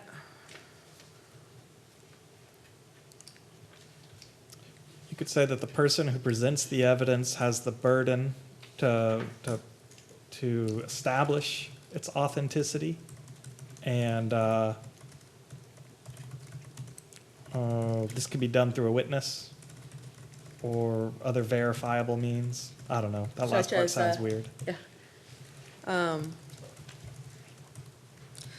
present evidence, a party must verify the authenticity of the evidence to the commission through means of a witness with firsthand knowledge, an affidavit, or what was the third one? Certification. Or Or certification. That makes sense. That's So, a nice, okay, concise sentence. So the person who presents evidence must establish its authenticity either through a witness with firsthand knowledge or other means such as an affidavit or certification, which is, and then make it subject to the commission's acceptance? Yes. Okay. Subject to the commission's acceptance. Okay. Do you want to just do that? Call it a day? Mhm. That sounds nice. Yeah. Get rid of all of this. Yep. I mean, legalese. I think for purposes of these hearings, that will probably cover it, but if we ever run into a situation where it doesn't, we can always come back and amend these rules. Yeah. And since it's subject to your acceptance, that should give you guys some discretion to, if there is some kind of ambiguity, you'll still have the ability to reject it if you don't think it's good evidence. Do you want it to be by a majority vote, or do you want it to be just by the chairs, Majority, I think. by majority vote? Okay. Okay. So the person who presents evidence must establish its authenticity either through a witness with firsthand knowledge or other means such as an affidavit or certification, subject to the commission's acceptance by majority vote. Yes. Okay, great. Well, good, we got rid of a lot, so that, that's good. And the most difficult one to read, I think. So- Yes. I think so too. That was the most difficult one for me to write too. All Yeah, right. look, we just got rid of all your work. No, it's fine. I'm happy. I'm glad to see that. I wanted Okay. it to be simple where it could be. All right, so now moving on to closing statements. Order of closing.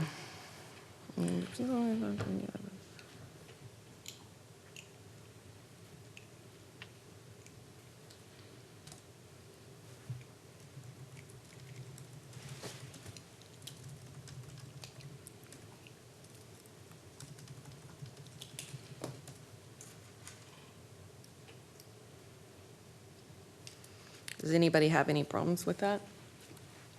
I don't. I think it's pretty easy to understand and, So my only question would be, like, typically in trial, the person who, like, the plaintiff or the state or whoever's the person bringing the case gets two closings, kind of? Like, they get a first closing and then they get a rebuttal closing after the defense does theirs. I don't know if we wanted to do something like that here, or if just having one each is a little simpler for this. I just wanted to offer the idea, but, sorry? I think one. I think one each. One each? I yeah. did leave it out because I thought that was getting kind of in the weeds, but Yeah. Yeah, up to you and, guys. and we've already heard, I mean, it's just their statements. We've already heard what evidence they're giving us, and that's what we're supposed to put the weight on anyway. So having the rebuttal is, Yeah. yeah. Yeah. So for deliberation, would that be open deliberation, or will we be going to executive session? So I imagine it in executive session only because I imagined that you would want my advice, and that would be attorney-client privilege. But you could do it in open session, but have the ability to go in executive if you want to seek consultation with me on something specific. That's up to you guys. If we did it in open session, I think that people would certainly feel less free to voice dissent or, opinions or, people, if we did it all open, people are just going to vote and not talk much else. There's not going to be a lot Right. of deliberation, I think. Sure. Yeah. Yeah. Yeah. I Some of us just- may be more shy. Yeah, I just think that my concern is that some of our reasons might go back and forth, and that we could be, under attack for while we're still thinking it through, for things that we say as we're still thinking it through. That's kind of my concern. I think we could have the option of like going to executive session, kind of talking it through, coming out and voting, and then we can, when we vote, we can make a statement about why we're voting that way before we vote, if we want to.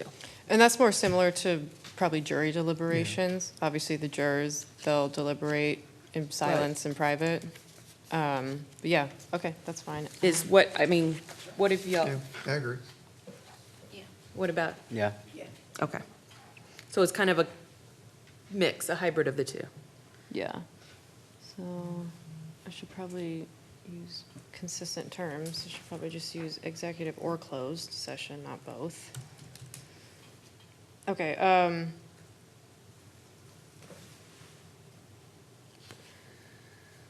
okay, I think I did actually write that, so if you look at the last Okay, sentence. so I do see it there, yes. Yeah, so they'll deliberate in closed session to preserve attorney-client privilege, but they'll call a vote for Okay. the disposition in no. open session. All right. So it's not like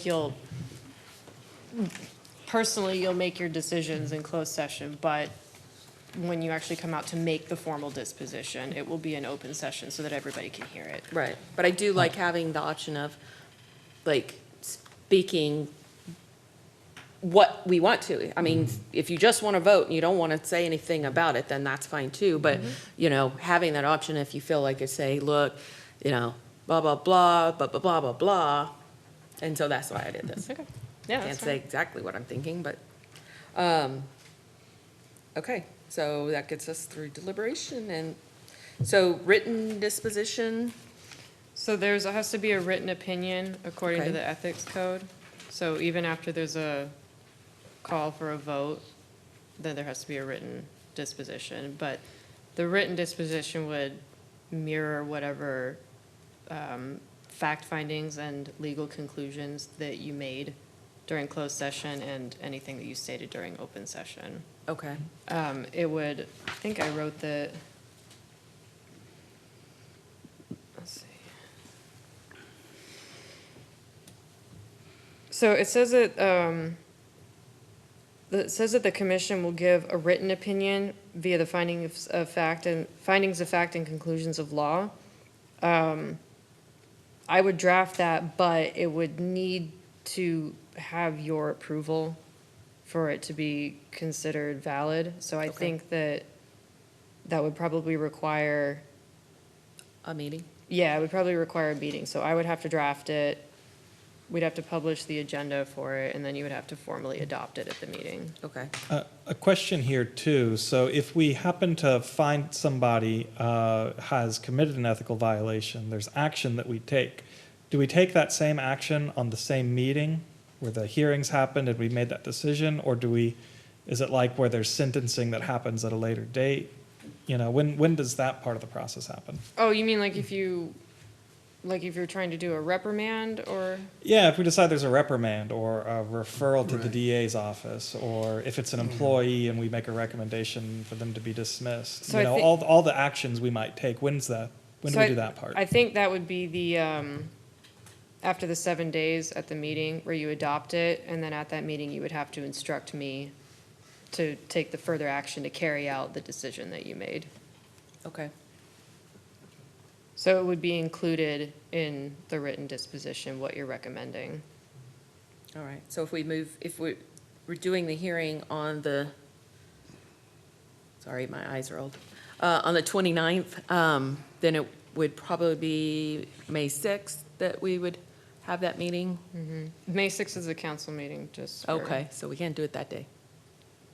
I could change it to more than 7 days. I only Right. did 7 days because I felt like the parties probably would not want to be waiting on pins and needles for too long. Right. But I do recognize that everybody has schedules and work outside of this. So we could change it to a longer period, like 10 days if you wanted to. Okay. It could be 10 days, 10 business days, which would be effectively 2 weeks. I'm available the 5th, 6th, and Mm-hmm. 7th. I think we should probably make it a little longer, even if for this one we can do 7 days. You Right, know, because in the it's future it within. might not. Yeah, not on the 7th day, it's within, so we Yeah, could do you sooner. I mean, there's a possibility that on the same day of the hearing, you could come to your conclusion. Right, but we wouldn't have a We written. wouldn't have the written, so we still Right. have to meet for that. Or part. if it's a very simple case, maybe you could have a written decision. I mean, it's Mm-hmm. possible, I'm not saying that it's gonna happen, but in theory, that's possible. So, I doubt that will happen with this upcoming hearing. Do you want to say maybe like 10 business days? That's what the Attorney General does for the open records, right? Yep, and then we can always choose to do it earlier as well. Right, it's just within that 10 days. So do you like the 10 Yeah. business days? Yeah, 10 business 10 business days. days? All right, I got you. I wrote that down. All right, this is the last section, Oh, the last. but it's probably the meatiest. It's very, Six-page section. Yeah. moving on to evidence. My thought when I was writing these was to put in more than I thought, because it would be much easier to trim it down than to Yeah. add to it. So, we can go into reviewing this with that in mind, that this is probably overkill.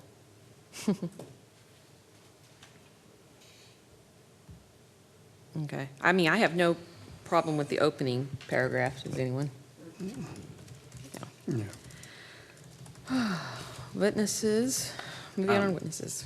I Okay. did have one question about witnesses where, I think we were talking about in the ethics code, it says that the complainant can only bring witnesses with permission of the commission.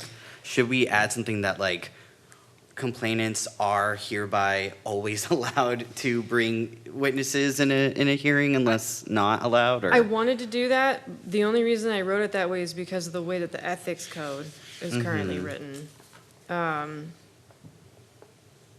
Because I don't imagine that any of you on the commission would have Object to 'em. particular issue with the complainant bringing witnesses. I No. certainly don't. We could change it to, Well, we did put that both parties, I mean, earlier, we Right, put earlier in both the parties disclosures. can bring up to 5. So I think we kind of covered that we Yeah. are going to allow it earlier on. So I don't know that we necessarily need to address it again. Okay. Unless it specifically said something about only the respondent. I don't think so. I don't think that it does. No, for this witness section, it was just for witnesses in general. Oh, yeah, it's like, yeah, okay, that makes sense.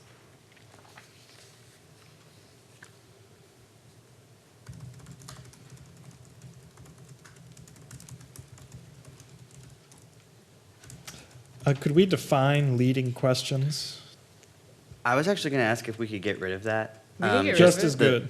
The reading, Yeah. the leading questions in general, just because like, We can get rid I of it. I yeah. accidentally not ask gonna leading questions understand. all the time. Yeah. And it can really trip you up if you're like in a line of questions and then you ask a leading Yeah, one it- and then you have to stop and. It can be hard to, if you're not used to being an attorney, like. Right, ha- what Even is- keeping attorneys, your it can be thoughts hard. straight as you're Oh, standing in front yeah. of this room of people, and yeah. Yep, that's fine. It's stricken. Again, we could get rid of a lot of this. I acknowledge that this is probably overkill for. But you were trying to cover all bases in case. I really was. But like the writing to refresh memory thing, it like, even when I was writing it, I thought that's probably too much. But just in case somebody wanted it there.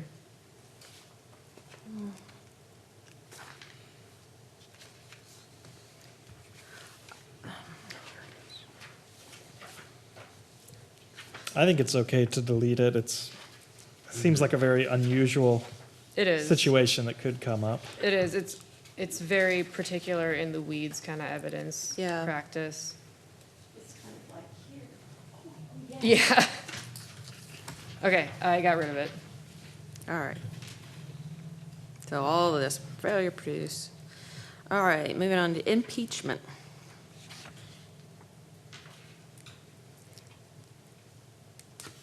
This one, I think that it's probably good to leave something in for impeachment. But if you want to trim it down from what it currently is, we can do that. I actually trimmed it down a lot from the existing evidence rules. They had like twice as many forms. It just didn't make sense. But like I tried to leave in the stuff that I think would be a hot button issue, like specific past instances, like, oh, they did this in the past, so clearly they did it this time. That's not fair. Or like, oh, it's because they're Christian or Catholic or something. That doesn't seem fair. Right, prior criminal conviction, religious, clearly, political, clearly.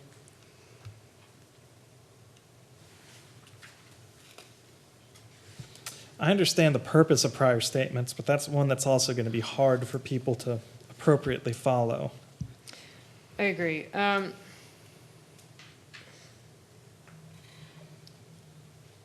mean, so if I'm thinking about it in like a real life setting, it probably would just play out the way that it's dictated in these rules anyway. Because let's say somebody brings up, well, you said, you just said here that you did this, but then 3 weeks ago you said that. And So, then- so if they start, for example, trying to impeach a witness over prior statements and they skip one of these steps, is it one of us or you who jumps in and says, you gotta repeat the statement, or, right? Like, Yeah, that's part of our role, is to, Yeah, it would be one of us, but kind of like what we discussed with the whole asking about admitting evidence into the record, you could be a little lax on it. If the way you're hearing it play out, it doesn't seem inherently unfair the way they're doing it, then I don't see the issue with just letting it happen that way. So that's up to you.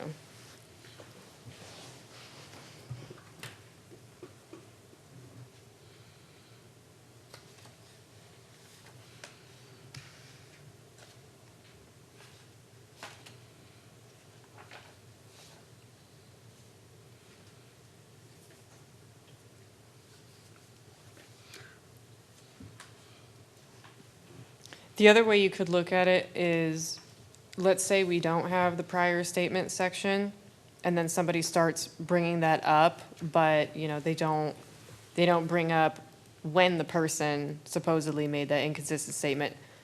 Either of us could at any time say, well, when was that stated? You could interject. You're permitted to do that to try to verify.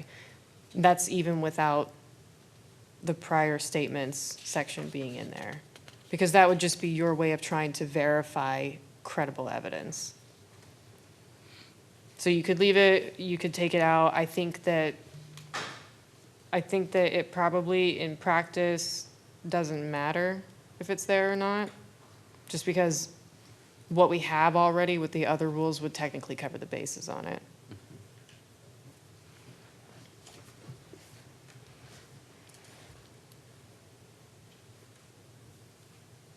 I think we could make it a little easier or less legalese. And feel free to disagree, but if we said, instead of a party may only and blah, blah, blah, when a party questions a witness about a prior inconsistent statement or their bias, they must tell the witness the following information, and then do it that way. Sure. You think that sounds a little Yeah. more Okay, And the then way normal maybe- people would talk? Yeah. So more in like a use a positive, you can do this tense to explain it instead of you can only do it if this, you can't do it if that.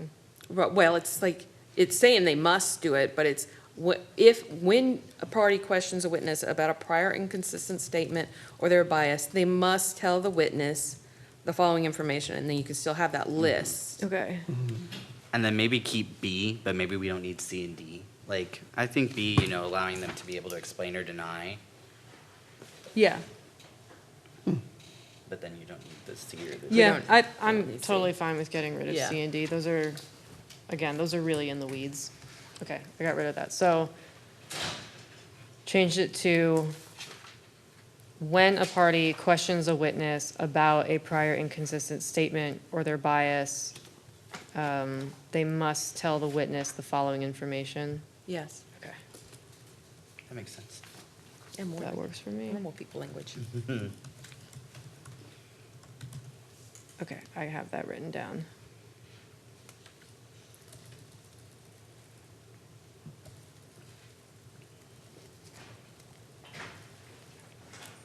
All right, we'll move on to documents. Yeah? Duplicates permitted.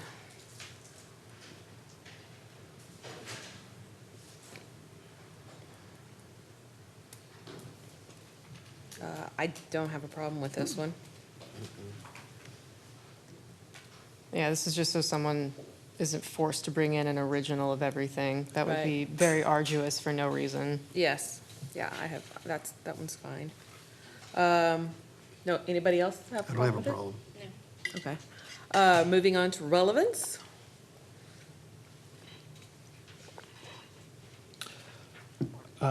When does this process play out of determining if evidence is relevant or not? Is that Anytime. anytime before or during? Yeah, Okay. exactly. So it could be brought up during that motion in limine process. Anytime evidence is presented, the relevance will come into play. So, And that's any one of us or either of the people or yourself? Anyone could, weigh in if they think something's relevant evidence? Right. Okay. right. I mean, the way I imagined it is I wouldn't bring it up if the other party didn't, unless I thought that it would be really damaging if it wasn't brought up. My idea was if nobody's really objecting to it and everybody thinks it's helpful, I'm not gonna unilaterally jump in and say, you can't present that. Only if it's something that was really egregious. And then if you guys, I think the way that we've fashioned it with how evidence is admitted is that nobody on the commission would necessarily have to state that they object to it, but when the person wants it to be added to evidence, any one of you could then bring up and say, I don't think this is relevant because X, Y, Z, and then you could vote on whether you want to add it in.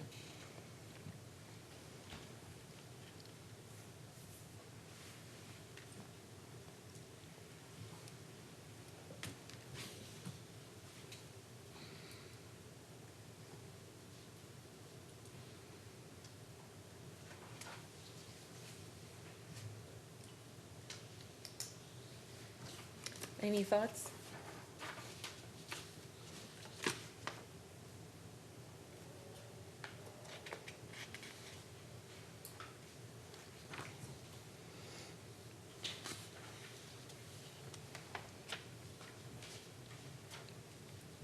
the character evidence section is another just difficult one. It may all be important to keep there, but if we're looking for things that are hard for lay people to follow, I think that's one to look at. Yeah. Yeah, I left character evidence in there because my concern is that if we don't have some measure of stopping it, that questioning could just turn into character assassination. And we don't want to detract from what the issues actually are. We want to focus on what's stated in the complaint, not whether we like this person or not. Yeah. So we could change the wording if you want to make it more clear about when it would apply.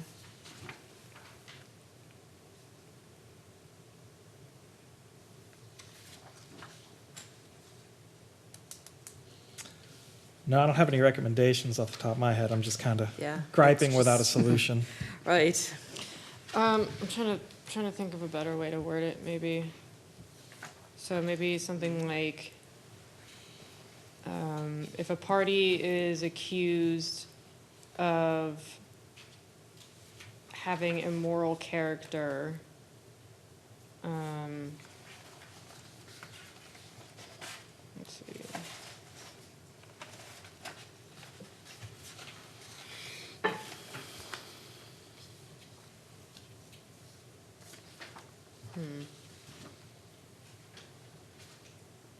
Hold on, let me read this again.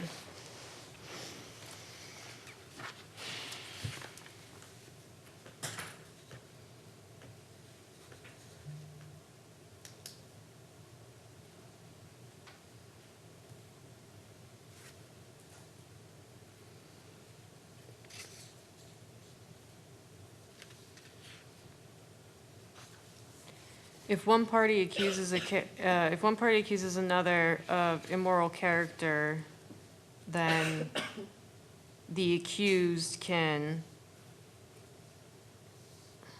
I'm trying to think of the way to word it, present evidence.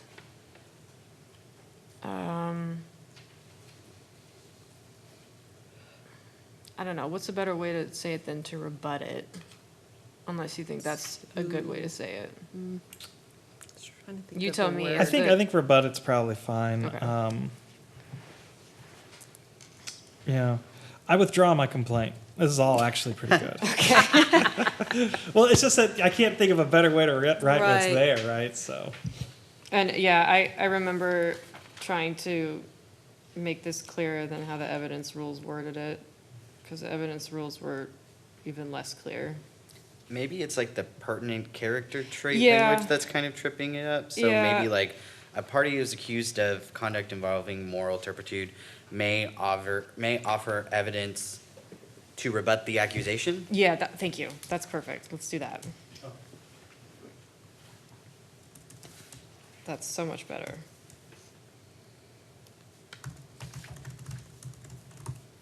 Okay.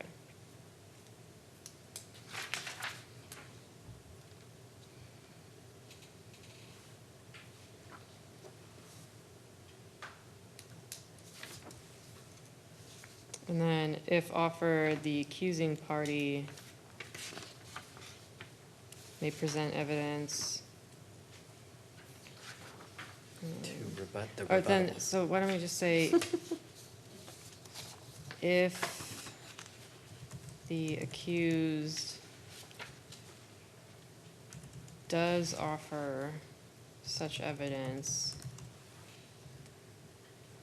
the accusing party, May present evidence to rebut it.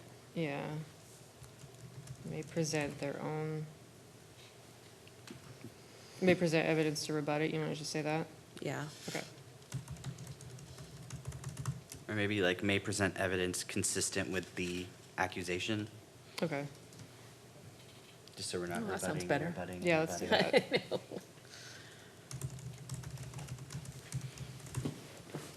Okay, done.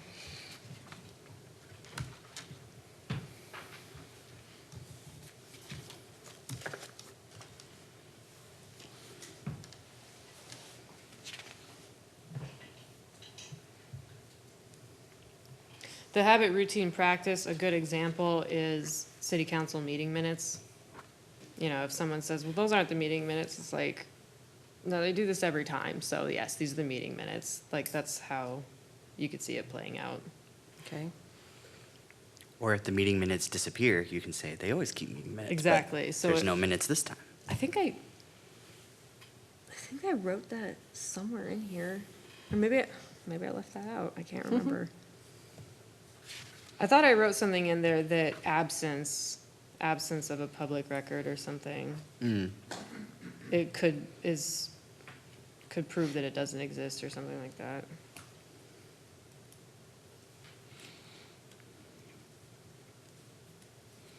And then the subsequent remedial measure, that was just to avoid, same with this settlement and compromise offer, that's just to avoid someone saying, oh, well, they said sorry when it first happened and tried to fix it, so clearly that means they're guilty. It's like, no, it just means they're a nice person maybe, right? We don't want to punish people just for trying to be accommodating. And if a party makes any objection under one of these rules, you guys are allowed to sustain or overrule it. So if somebody makes an objection saying, well, that's a subsequent remedial measure, you can say, we don't think it is, we'll put it in the evidence. Okay. So, Sarah, if one commissioner objects a piece of evidence, do we take a vote, or will that one commissioner stand? Yeah, I imagine it would be taken to a vote. Majority vote, yes. Yeah. I think we discussed that earlier on, Okay. on the objections, that we wanted it to be a majority vote. Okay. Just so that we don't have some commissioners reviewing some evidence to make their decision and others not. Yeah.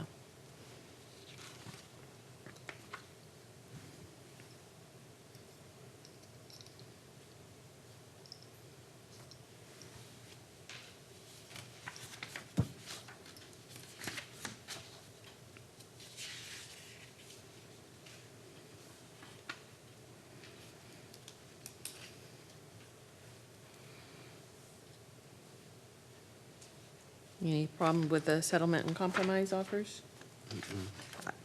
No, I don't. So, nothing else on relevance?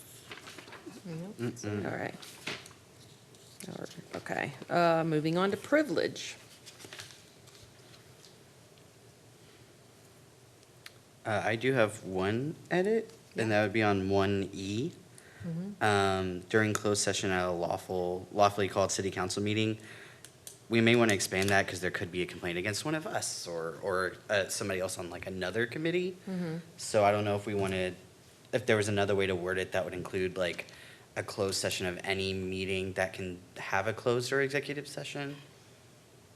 What do you think? How many boards and commissions are there in Kyle? A lot. Yeah, a lot. So what's a good catch-all term for that? So I added in that if somebody's claiming privilege, one of the ones they can claim is discussions made during closed session. At any lawfully called meeting held in accordance with the Open Meetings Act. Okay, that works. Nice. Thank you. We did it.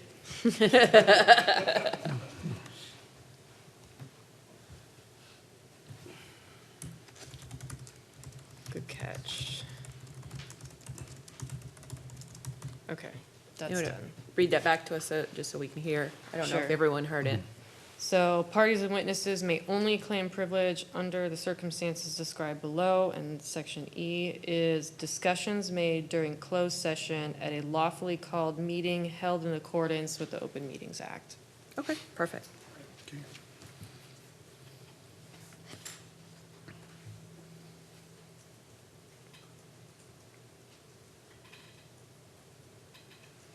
And this was another one where the evidence rules had a million of them, and I tried to trim it down to the ones that I thought would be brought up. And then, okay, this determination of applicability. I did want your input on it, so read through it and you tell me if you think that it works that way. The only reason I had myself as the person to listen was to avoid disclosure. Because if it's just me that's hearing it, then it wouldn't technically be disclosed. But you tell me if you think differently, because otherwise I think what would have to happen is if you guys wanted it to be up to you, it would need to go into a closed session. Which you can do that if you can state that that should be done, but I thought that it would be simpler if it was me that made that decision. Also, since I think given the complaints that are made and the fact that I'm usually the one doing the investigation, I would probably have more knowledge as to whether something should not be subject to disclosure. Well, and I think that has kind of a law component that I think I'm fine with it being, you making the determination. Okay, Yep, I'm good with it. all right.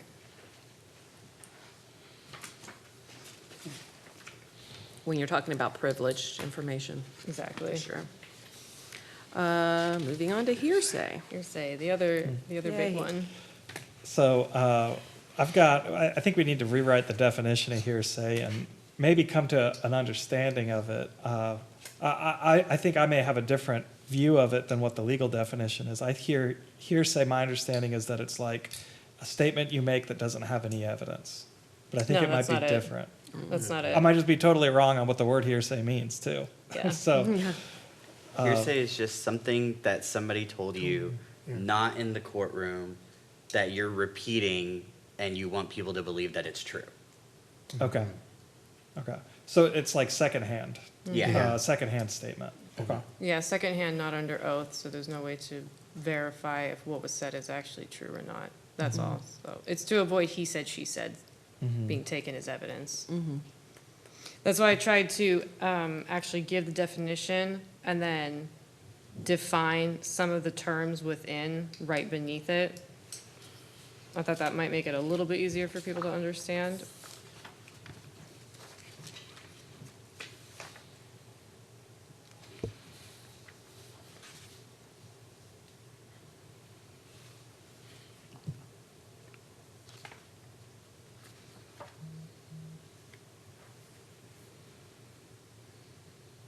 Instead of a statement that a declarant does not make while testifying, it could be a statement that a declarant makes outside of the hearing. Sure. Okay. That certainly makes it easier.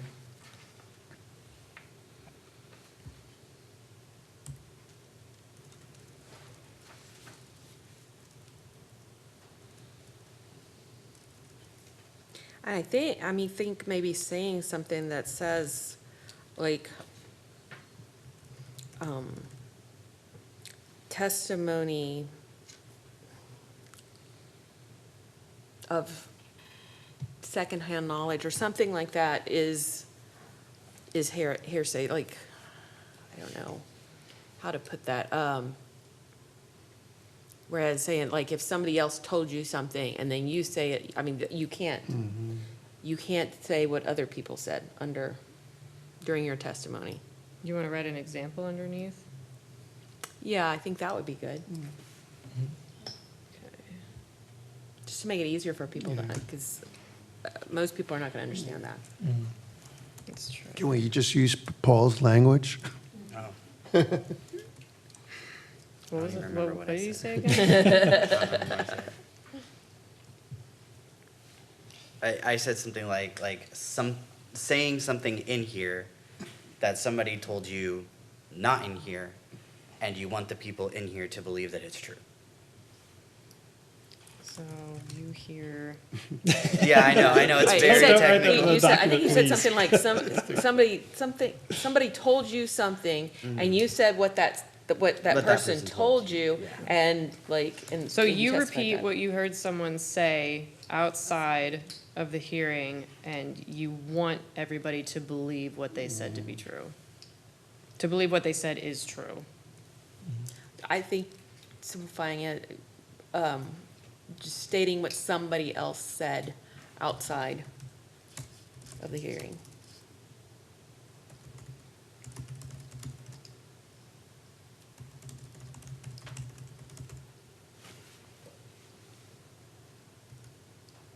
So you repeat what someone said outside the hearing. Because the problem is that Because they can the still problem say what the arises party when said. you're bringing up the statement because you are alleging that what that person said is true. So that's like, we're getting into the weeds, but like, that's where the exceptions to hearsay come in. If you're not offering it because you're claiming that the statement is true, right? You can say it and you can Okay. use it, but if you're trying to use another person's statement as if it was a fact, and they said it outside of the hearing, that's hearsay. Right, because you can say something like if somebody told you something and you know that it was a lie, and you want the people in the hearing to know that they're lying to you, that usually is not considered hearsay. It's very confusing. If that makes, yeah, it's, I had to You take a whole repeat what class on- someone else said outside of the hearing as if it were fact. Okay, that's good. Yeah, I like that. How about that? And then I'll leave the definition in because I don't know of any other way to actually have a legal definition Right. of hearsay without that. But we can have that example underneath the definition. Okay, so you repeat what someone else said outside the hearing as if it were fact. Does that work? Yeah. Yep. Okay. Should work.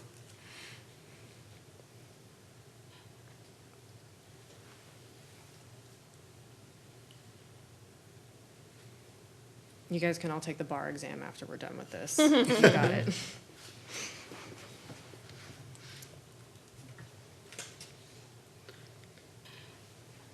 And then I guess for 2, if we can move on to 2. Okay. I was thinking rather than that language, I kind of like the language that's in the ethics code that just says the commission shall not consider hearsay unless it finds the nature of the information is reliable and useful. Oh, wanna I just- like that. I You want to think- just get rid of it? Yeah, like just kind of Use putting, that code language. like using the ethics that code language in place of the language in number 2. Okay. I think that would be a good place to stick it in. It's under 22772B. Do we want to include that somebody's got to object for that to not be considered? Right, because that's the end of that, that the hearsay evidence must be excluded to via an objection stated by a party at the time. Do we want to keep that in or just have that out too? So yeah, something like, so using that language, the commission shall not consider, if objected to, the commission shall not consider hearsay unless it is, Right.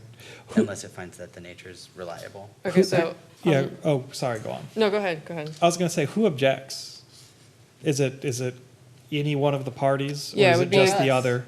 Yeah, one okay, of the so parties would us object. could, or- I guess the better way to do it would be the parties could object at the time, but then you guys wouldn't necessarily have to object at the time. You could state why you don't think it's credible evidence when they ask for it to be admitted. So like you could just, I think you could, it would be one commissioner would say, I want to take a vote on whether we should admit this because, and then you could say, I don't think it's admissible because X, Y, Z, and then you guys would take the vote. Okay. So there wouldn't necessarily be that time constraint of immediately objecting when you hear it. Especially because that's a skill, so people can't just do that. Right. So what was the language you wanted me to write in? Oh, yeah, it's, the commission shall not consider hearsay unless it finds the nature of the information is reliable and useful. Okay.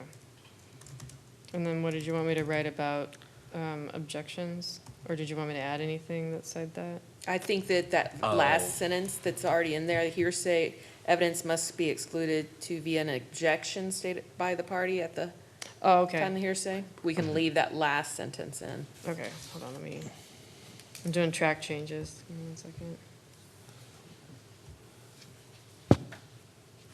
Okay. So the commission shall consider-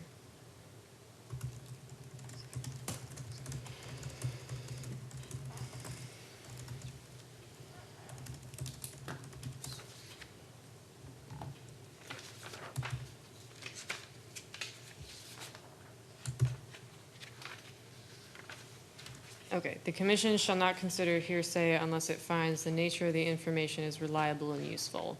Hearsay evidence must be excluded to via an objection stated by a party at the time the evidence is presented. Does that work? Yes. Okay. All right, moving on to exceptions. This one's another one of the meaty in the weed provisions.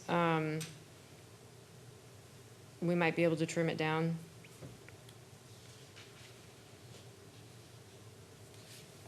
And I did leave out some things that the actual evidence rules had because, yeah, that was just too much. This thing would have been 50 pages. Nobody wants that.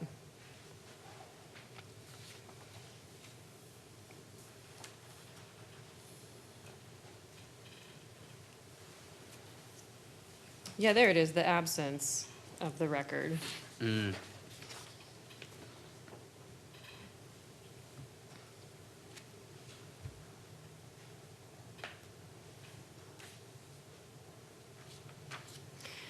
So, because we added in the commission shall not consider hearsay unless it finds reliable and useful, I think We can maybe take out the we, exceptions. yeah, we could take out the exceptions if you want to. Sure. Okay, I think so. that would make it easier. Woo. Look at all this, nice. Because it gives us the option of taking these things into consideration Exactly. as exceptions. We're considering But it this also for gives a you the while. option of rejecting it if you don't think it's good evidence. Okay, and then, Statements that are not hearsay. yeah. Hearsay sucks, I'm sorry. We're almost done, though. All right. Statements that are not hearsay. So this is so pedantic. I remember hearing this lecture in law school. There is a difference between hearsay exceptions and not hearsay, which is why they're listed separately. Practically, I don't think it necessarily matters, but that's just kind of an FYI.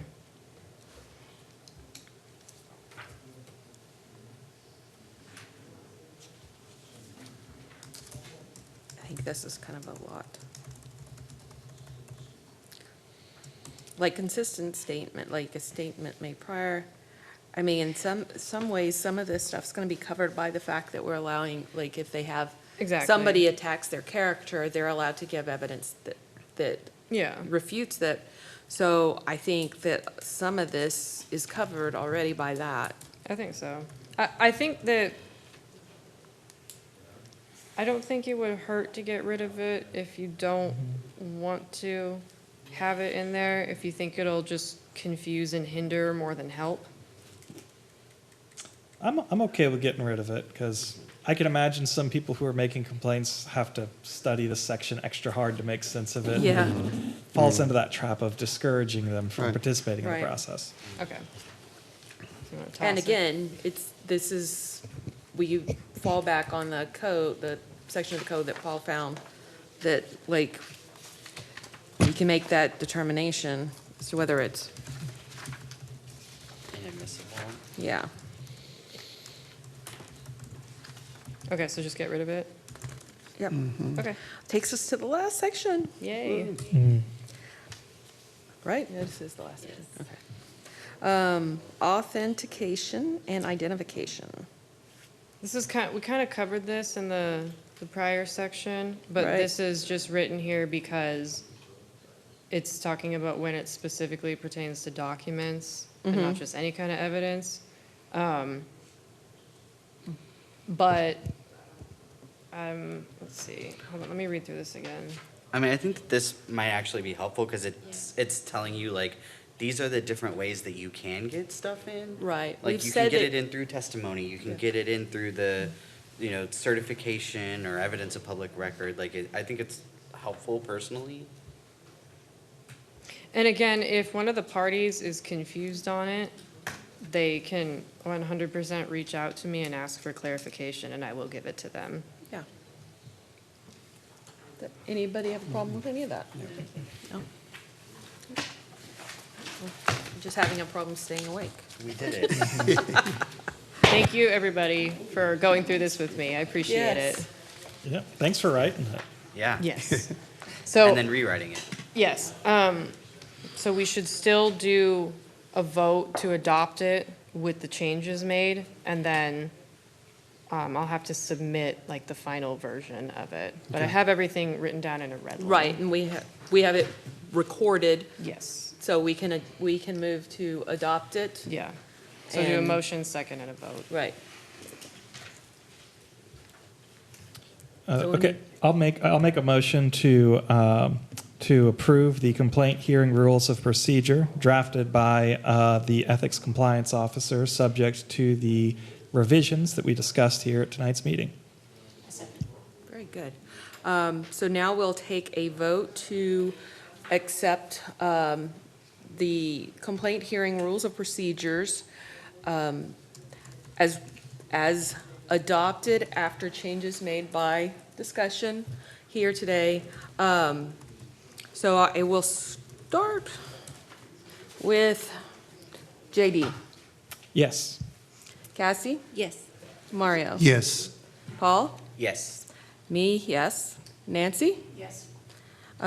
With that, the motion is carried, and these hearing rules of procedure are adopted. Awesome.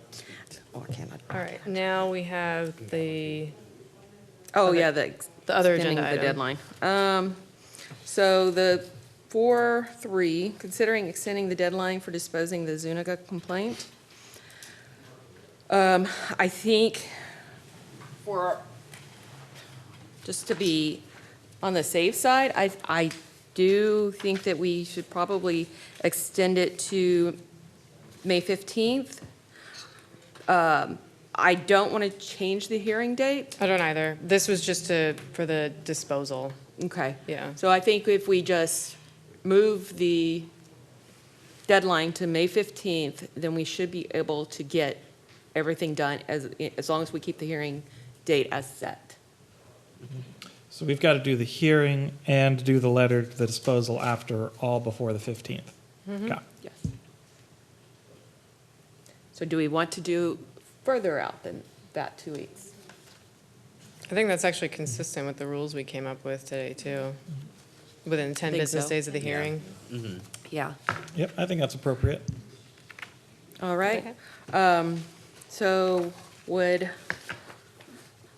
we need to move to extend the deadline to May 15th for this complaint, disposal of the Zuniga complaint, the complaint brought by Zuniga. Sure, I'll make a motion to extend the deadline for disposing the Zuniga complaint until May 15th, 2025. A second. All right, and we'll start the vote with JD. Yes. Cassie? Yes. Mario? I'd like to recuse myself from this item. Paul? Yes. I vote a yes. Nancy? Yes. With that, the motion to extend the deadline to dispose of the complaint brought by Zuniga is carried and extended. So, Ms. Chairwoman, if I could make a comment really quick. I know that during public comment, there was a question about why this was referred to as the Zuniga complaint. I just wanted to say something on the record. I don't know, I think we're being recorded, so people can go back and watch it.